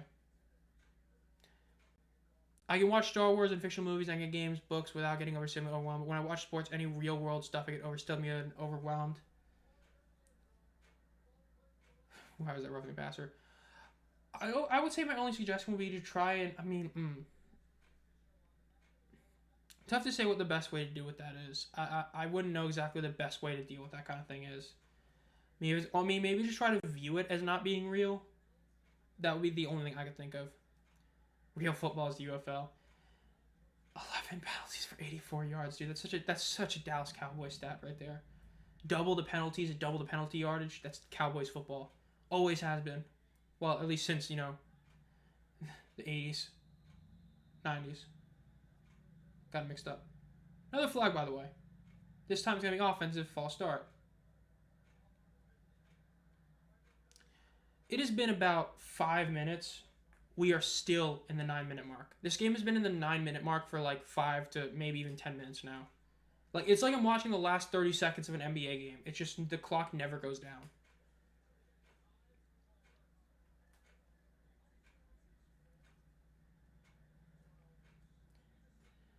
Nine minutes, 25 seconds left. 1st and goal.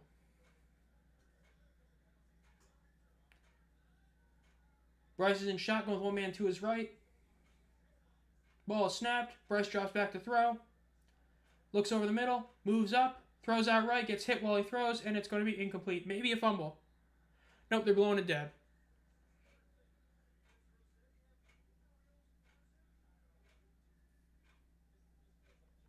This is really bad. This is like awful football for Carolina, bro.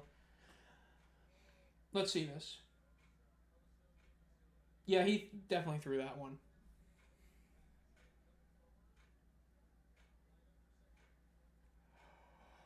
Bruh. Watching Carolina Panthers football is just not fun. We had like literally 3 games this year.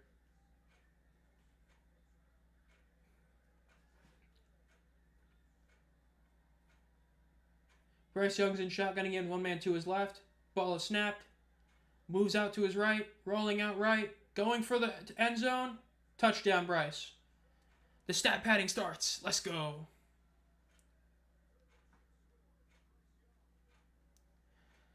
I'm closer to never watching sports again for my own sake.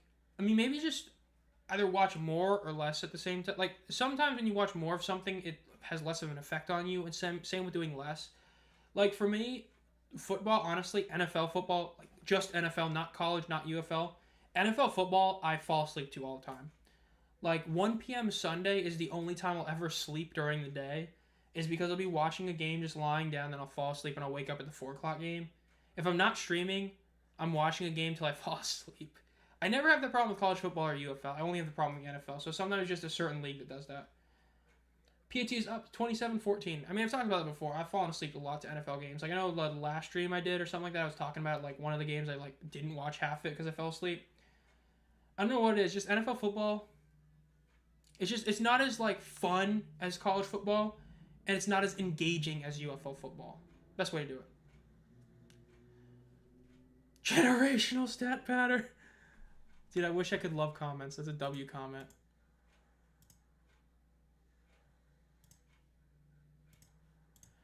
My doctors want me to stop. If the doctors want you to stop, that's a different story. If that's the case, I think you could. And you can always do stuff like something like this, like a play-by-play live stream to keep up with it without actually watching it. Because that's always something you can do. Please make another UFL expansion video. You need to do all you can to get over 1,000 right now. Yeah, Chris gets it. I've talked about that before in the past. Expansion videos do insanely well for UFL. I mean, they just do incredibly well. The last 2 I made both did really good. I mean, other channels made ones, and aside from like Endzone, who's like, you know, the big channel really, they like outdid all of them. But let's see, I got 2,800 views almost on my expansion process video. It's got like 100 likes on it. And then I got the 40 likes on the 1,200 cities UFL could expand to. I just don't want to do that. I don't want to milk that in a sense. Where it's like, yeah, the opinion video is harder to make than other ones. I just don't want to milk content. It's the one thing I really hate doing is milking something. And I mean, we're still getting very far in it. Like, I mean, we're up to like 393. I think during the stream we've gained a subscriber. So, I mean, we're getting closer to 1,000. We're like 61 away. We're definitely going to hit it before the season starts. Because it's going to be like later in this, really January is when it's going to start to pick up, especially once we get closer to having teams done, because that's when I can do actual videos, you know, talking about teams and rosters and all that. Do the annual videos, the coaching videos, the predictions videos and all that. So, I mean, the channel's going to definitely have some real success. We're getting closer and closer. So, you know, it's only a matter of time, really. And yeah, I mean, granted, the next couple weeks, I mean, I've got a couple videos planned, but none of them are going to be like, I'm probably going to have a video come out, I'm going to have a video come out Tuesday that's a, you know, anniversary style video of the channel like we did last year, and then I got a video coming out next week, that stuff, yeah. Any pep rallies?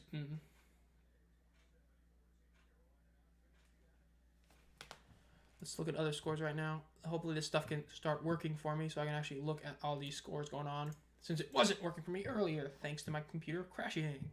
By the way, we are still in the 9-minute mark of this game. It has literally been like 15-20 minutes and we're still there, which is aggravating, but it is what it is. Chiefs are up 21-7 over the Browns. Bengals up 31-14 over the Titans. Commanders up 20-13 over the Saints. Ravens up 35-14. Jets are up 25-22 in the game. Literally no one is watching. And 12-20 is the Dolphins-Texans score.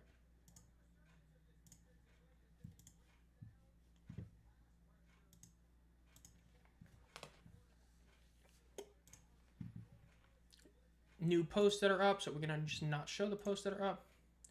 DTR replaced Jameis. No, bro, it's over. Yeah, I'm just watching the play right now, the Devontae Adams play. If only they had done this, like, I don't know, 6 weeks ago, maybe they'd be in the playoffs right now.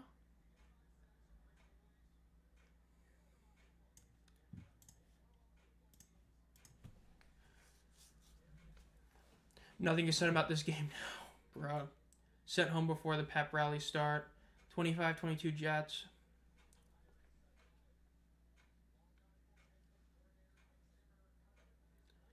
I am back. Kicksurfer is back.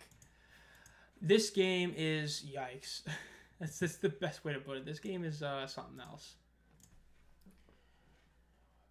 Oh, thank God. We're finally past 9 minutes of this game, bro. We have been at 9 minutes in this game for so long. We're finally in the 8 minutes, bro.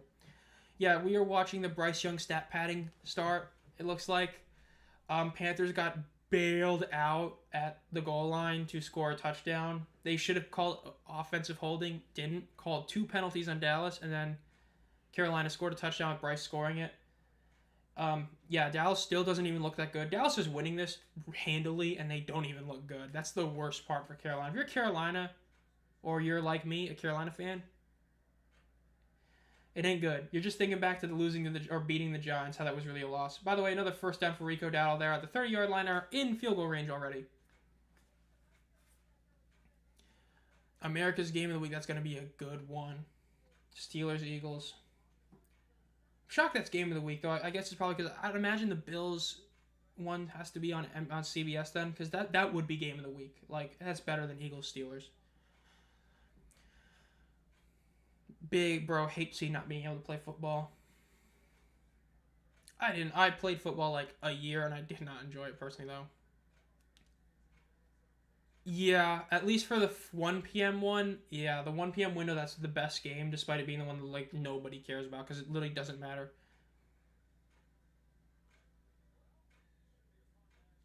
Six and 1 Russell Wilson. Oh, my God. Jalen Hurts, bro. Jalen Hurts is benefiting so much from Saquon, bro. He's getting all these free rushing touchdowns. Saquon does all the work. It's tackled at the 1 yard line, and Jalen Hurts swoops in and steals it.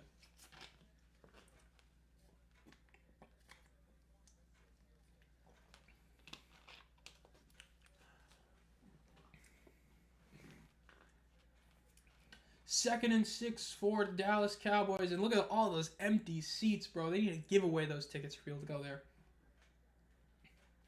Cooper hands the ball off to Dowdle again. It is going to be about a 4-yard gain. It's going to be about 3rd and 2. Boyle threw an interception. Let's go. More points for my Ravens defense. That's what I love to see. Need to get as many as I can so we're nearing the end of a lot of these games.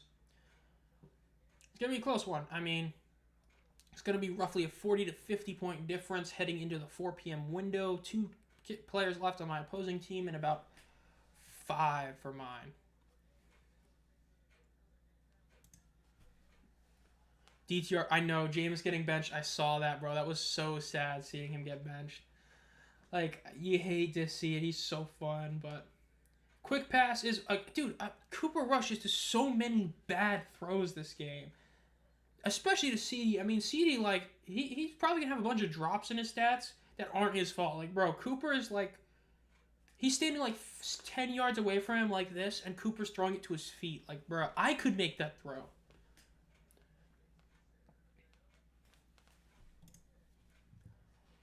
Two points for that interception is crazy. But, yeah, like, dude, Cooper Rush has looked bad this game. He really has. Sean Alexander, former MVP legend. One of those guys, MVP winner, but probably is never getting in the Hall of Fame just because he didn't have a career. But he was damn good for those couple of years. He was really good. 41-yard Brandon Aubrey kick. He makes this kick that's huge for my fantasy team and, of course, for spring football. And it is good. That makes him 4 of 5 on field goals today, with the one miss being a 70-yarder.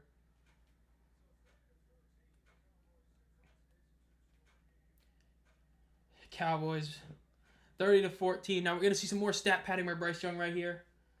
Why are they showing the schedule for the Cowboys acting like they're going to make the playoffs, bro? They ain't making it. Dude, the Commies win today. It's basically over for Dallas. Like, legit. It's, like, over for them, I'm pretty sure.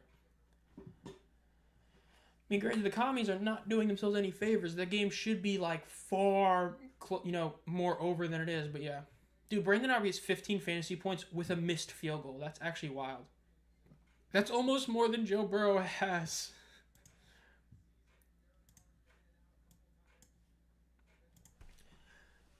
As in, yeah, I did see that Patty got hurt. I doubt he's, like, hurt. At least I hope not for football's sake. But he's probably just, like, out because it's over. And he did get hit pretty hard. David Tepper probably piping his... Bruh. He's going to go to another store and knock some dude's hat off or spill a drink on somebody. Or spill a drink on somebody. David Tepper, bro. What a guy.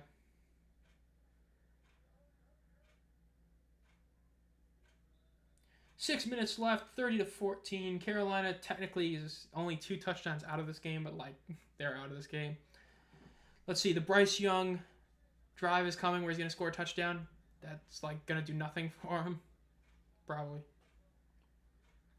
You got to love it. See, this is... Whenever people say pass rating is not a tell-all be-all stat, is this game for Bryce Young. That 95 rating is so inflated. An 83-yard touchdown pass on blown coverage, and not counting the multiple fumbles he's had, that just shows, like, sometimes passer rating isn't the best stat. It is across the season. It's the most consistent, but it's not the best stat like that. Bryce drops back to throw. Quick throw to the left.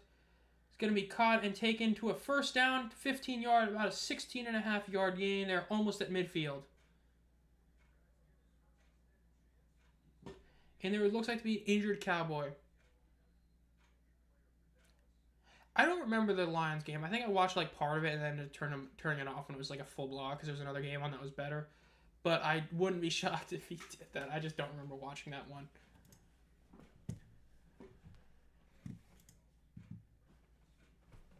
In basketball game,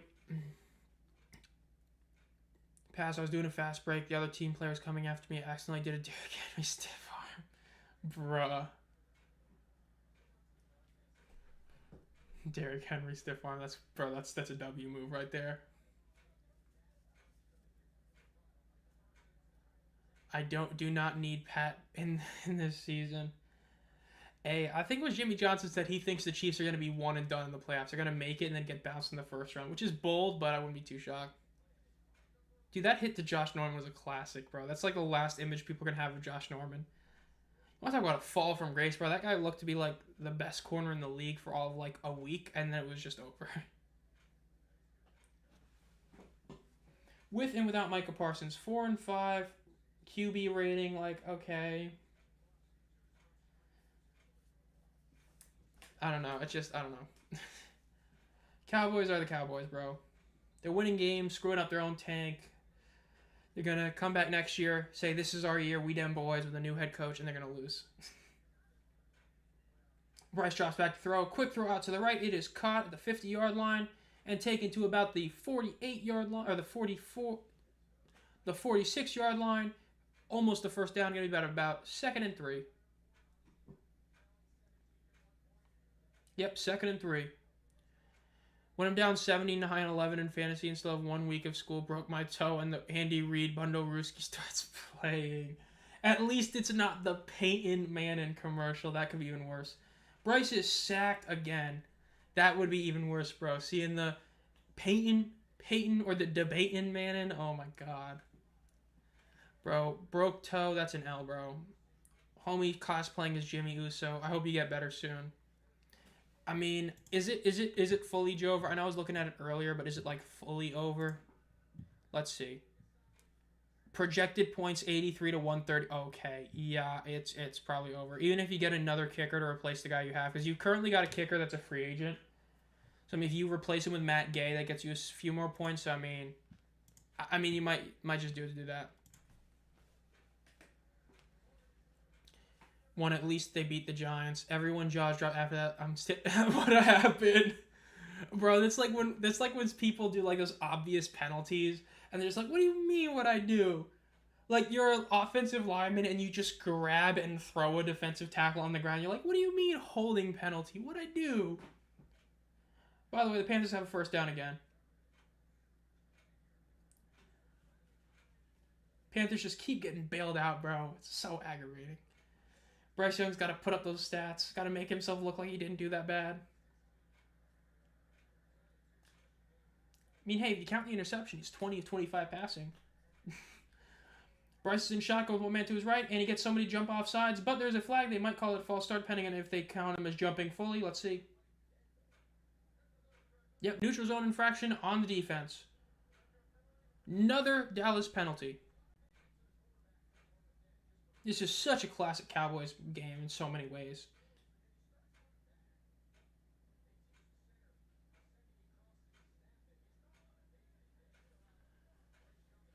First and 5 for Carolina.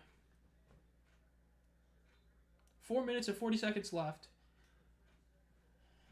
I would say this would be hilarious if Carolina scores a touchdown, gets the 2-point, does the 2-point, or does the onside kick, gets it, and then like chokes it or something. That'd be hilarious. But yeah, Bryce is once again in shotgun, drops back to throw, throws it over the middle. It is incomplete, like way too high. There is a flag on the field. Let's see what it is. Is this going to be another Cowboys penalty?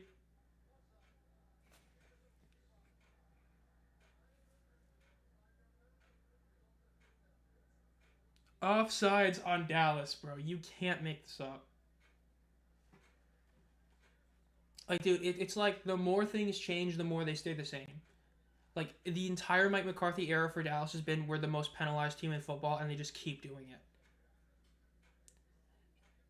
Mr. A second plane has flown over MetLife. I saw that was hilarious. First and 10 for Carolina again.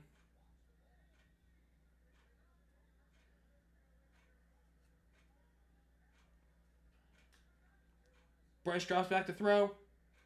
Throws a quick out to his left. Dude, he was wide open like 7 yards away from him, and he overthrew him. He still should have caught it, don't get me wrong. Both hands hit it. That was an overthrow to a dude that was like 7 yards away from you open. That was sad. The other coach said this kid should be a football player. That stiff arm is tough. Hey. You see a stiff arm like that, like a Jarek Henry one, I would see that. Who would imagine Jets Aaron Rodgers would be dueling Jags Mac Jones? We told him in 2021. Who would imagine telling somebody in 2021 that Nick Saban would call a college game day game on Bill Belichick's UNC? And especially the Mac Jones Aaron Rodgers game being like the best game of the hour is also crazy. Incomplete pass. No flag. Dallas just hunting for sacks. Tua picked off, ripped right from his hands. Tua one final pick just to kick me in the face one more time. It does not sound like Tua's doing all that well today.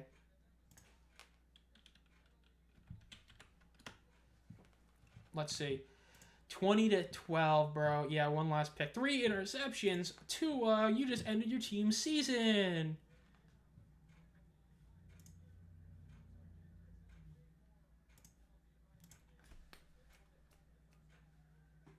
They could have thrown a flag there, but I'm glad they didn't.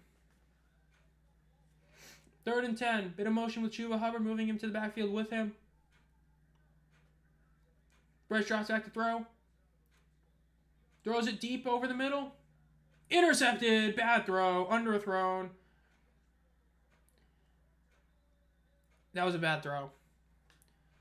Then 3 plays that I trucked their center, bro. Nice. That was a bad throw. That was an underthrow right there.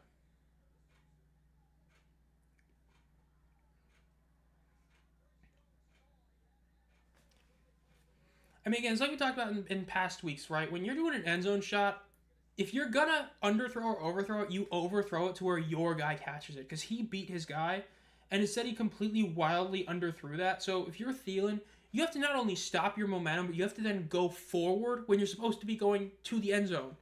It's just terrible throw. Mac Jones and Aaron Rodgers, the matchup we didn't want and we didn't need. Oh my god. At least my King Bucky Irving is healthy. Texans got a pick by Miami. Lamau, bro. Bryce Young, yikes. Yeah, Mole, it looks like you're going to the fantasy football playoff semifinals today. You look to be like the lock of them all right now. Because the other game I know was close last I checked. And mine and Nope is close. And then the other one literally doesn't really matter until 4 p.m. But yeah. Yeah, I mean, these other games, like, the Scooby Wright versus Detroit is literally doesn't matter till 4 p.m. The mole game looks like it's over. The Thumbtacks might be taking the advantage now. Nope, it's still like right tied. So, and same with mine. Mine is also like somewhat close. Only like a 16-point projected point difference.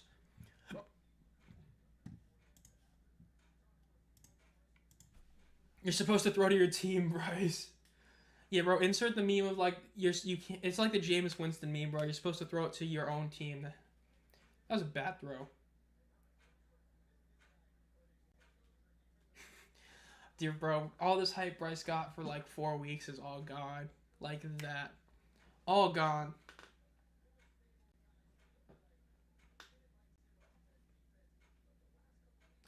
Second and 7 for Dallas at the 28-yard line.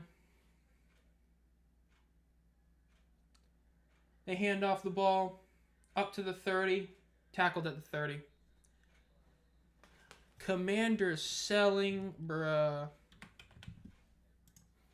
Dude, if the Saints somehow sneak their way into the playoffs, that would be the funniest thing I'd see in a while. Because I wouldn't be shocked. I would not be shocked if those teams just choke. Cedric Wilson Jr. with a touchdown pass is wild.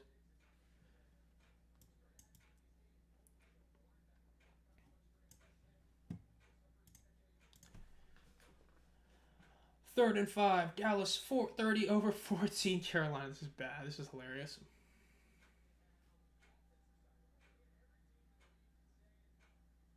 Get loud, bro. They're showing this wide angle of the stadium, and there's like nobody there. Dude, this is like even worse than like it's like almost a Showboats game level of like sad. The amount of empty seats there.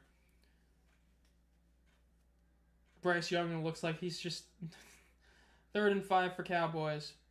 They hand off the ball again, and it's gonna be a first down. Ball is out, but look, oh no, it wasn't. Yeah, first down. Just a huge catch to go inside the one. Who's up for the second annual fantasy league? Hey, I wonder if we're going to get ESPN. I mean, we got Fantasy WNBA in the ESPN app. I hope we get UFL. If we get UFL, we're definitely going to do that. If not, then we're just going to wait till next year and do the Fantasy Football League again next year.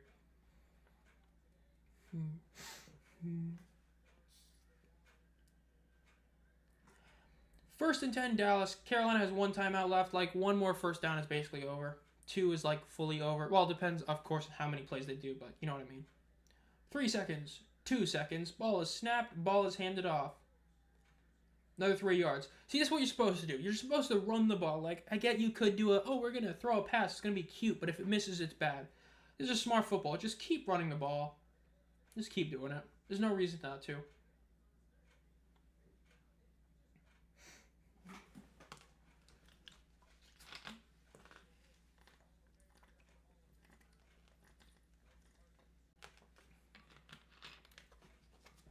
Jets touchdown, lol. And the Saints at the 1. Man, we get those 2 games. We got this one going on. Bryce has 22 career touchdowns and 27 turnovers. You don't like seeing that. This has been a bad game for him. Like, the stats don't really do justice. He has not looked good this game. This is one of those classic games where if you don't watch the game, you're going to say Bryce actually had an okay game. And then you realize, no, he didn't.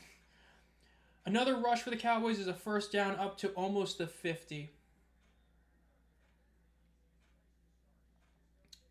I did hear about that one. I think I have heard about Alt Fantasy before, which have a UFL Fantasy. I think I have heard about that one before. Touchdown Saints. Saints are going to tie that game up. If Commies lose that game, that's really bad for them, because then that means the Rams have a legit shot at getting that, sneaking into a wild card spot. But that also means the Saints actually have a shot. Again, it's all up to the Buccaneers, because the Falcons, I really think, are going to lose them. They're going for 2. Hey, yo! They're going for broke. No OT for the Rizzler, bro. What is it, like Darren Rizzi is their head coach, something like that? Gotta love it. Rush on first down for Dallas is going to be about a 7-8 yard gain. Another huge play for Dallas on the ground. Going to be able to go down in the 2-minute warning.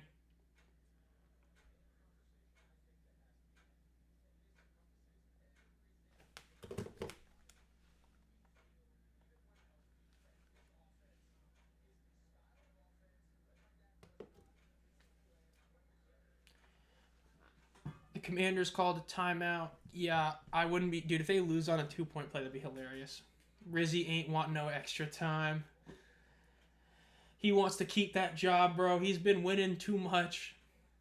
And without Derek Carr, like, you're losing to the Jake Hayner, Spencer Rattler-led New Orleans Saints in 2024 that would be a wild thing to have happen to you, bro. That's like the it's over for your team kind of moment right there.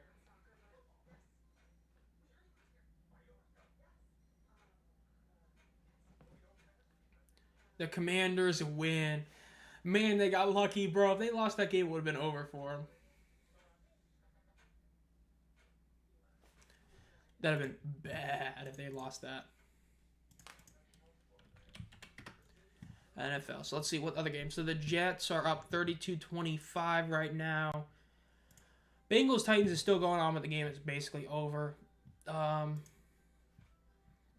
game's also basically over. This game is sad. Mac Jones is a primetime moment. Mac Jones, bro. To think that Bill Belichick was able to get him to the playoffs is wild. Granted, he looked so much better when he was like a rookie, and then everything went downhill like that.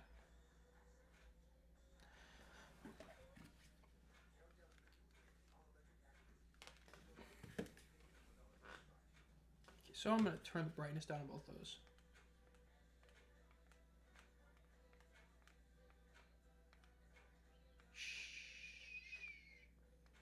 Crap, I don't know if I missed. Okay, it is what it is. There we go. Turn those on. Sun's going down. I was just using natural light. I'm just going to put those on there.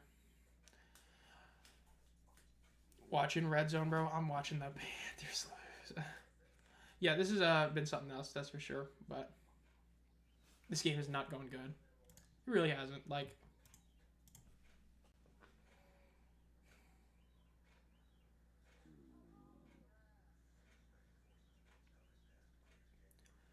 I'll say is that the 4 p.m. game should be really good. I hope.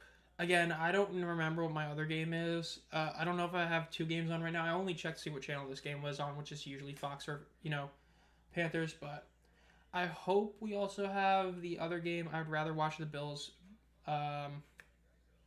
Lions, but we'll see. Dude, the first thing they show is Bryce Young on the sideline with his arms crossed. Like, I mean, I don't want to be that guy, but, like, just don't throw an interception that was really bad. 2nd and 2, a first down ends the game, which they're going to get right now. Oh, they fumbled the ball, bruh.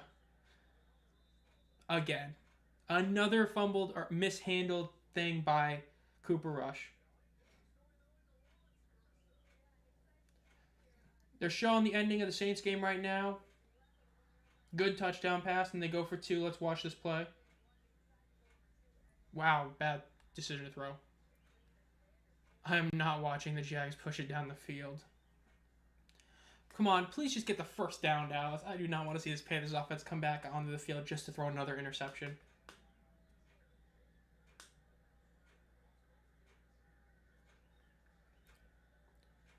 They hand off the ball, and he gets the first down. Game over. Panthers cannot stop the clock. It is over. Carolina takes the L 30-14. Man, okay, so they ended up scoring 44 points in this game. So if it wasn't for the first quarter having nothing, I would have been right, honestly. I expected this game to be like a 60-point total game, and if it wasn't for that first quarter having literally no points scored, it would have been that, probably. But, I mean, yikes. This was a bad game for the Panthers. What did this game show? It showed, number one, Bryce is not a top 5 quarterback like people were trying to push him the last few weeks. Number 2, yikes. I mean, yikes. For the Cowboys especially, this is like not good for the Cowboys, but yeah.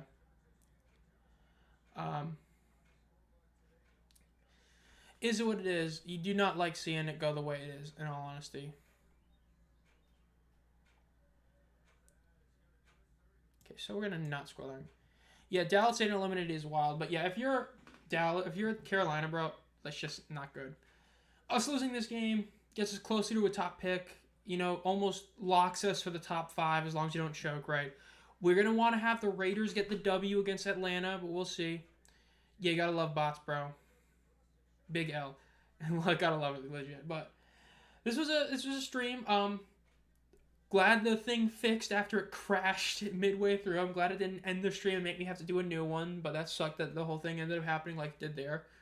I hope the VOD doesn't get screwed up. I don't think it will, but I hope it doesn't. Like, if it only has half of it, that would really suck, but we'll see.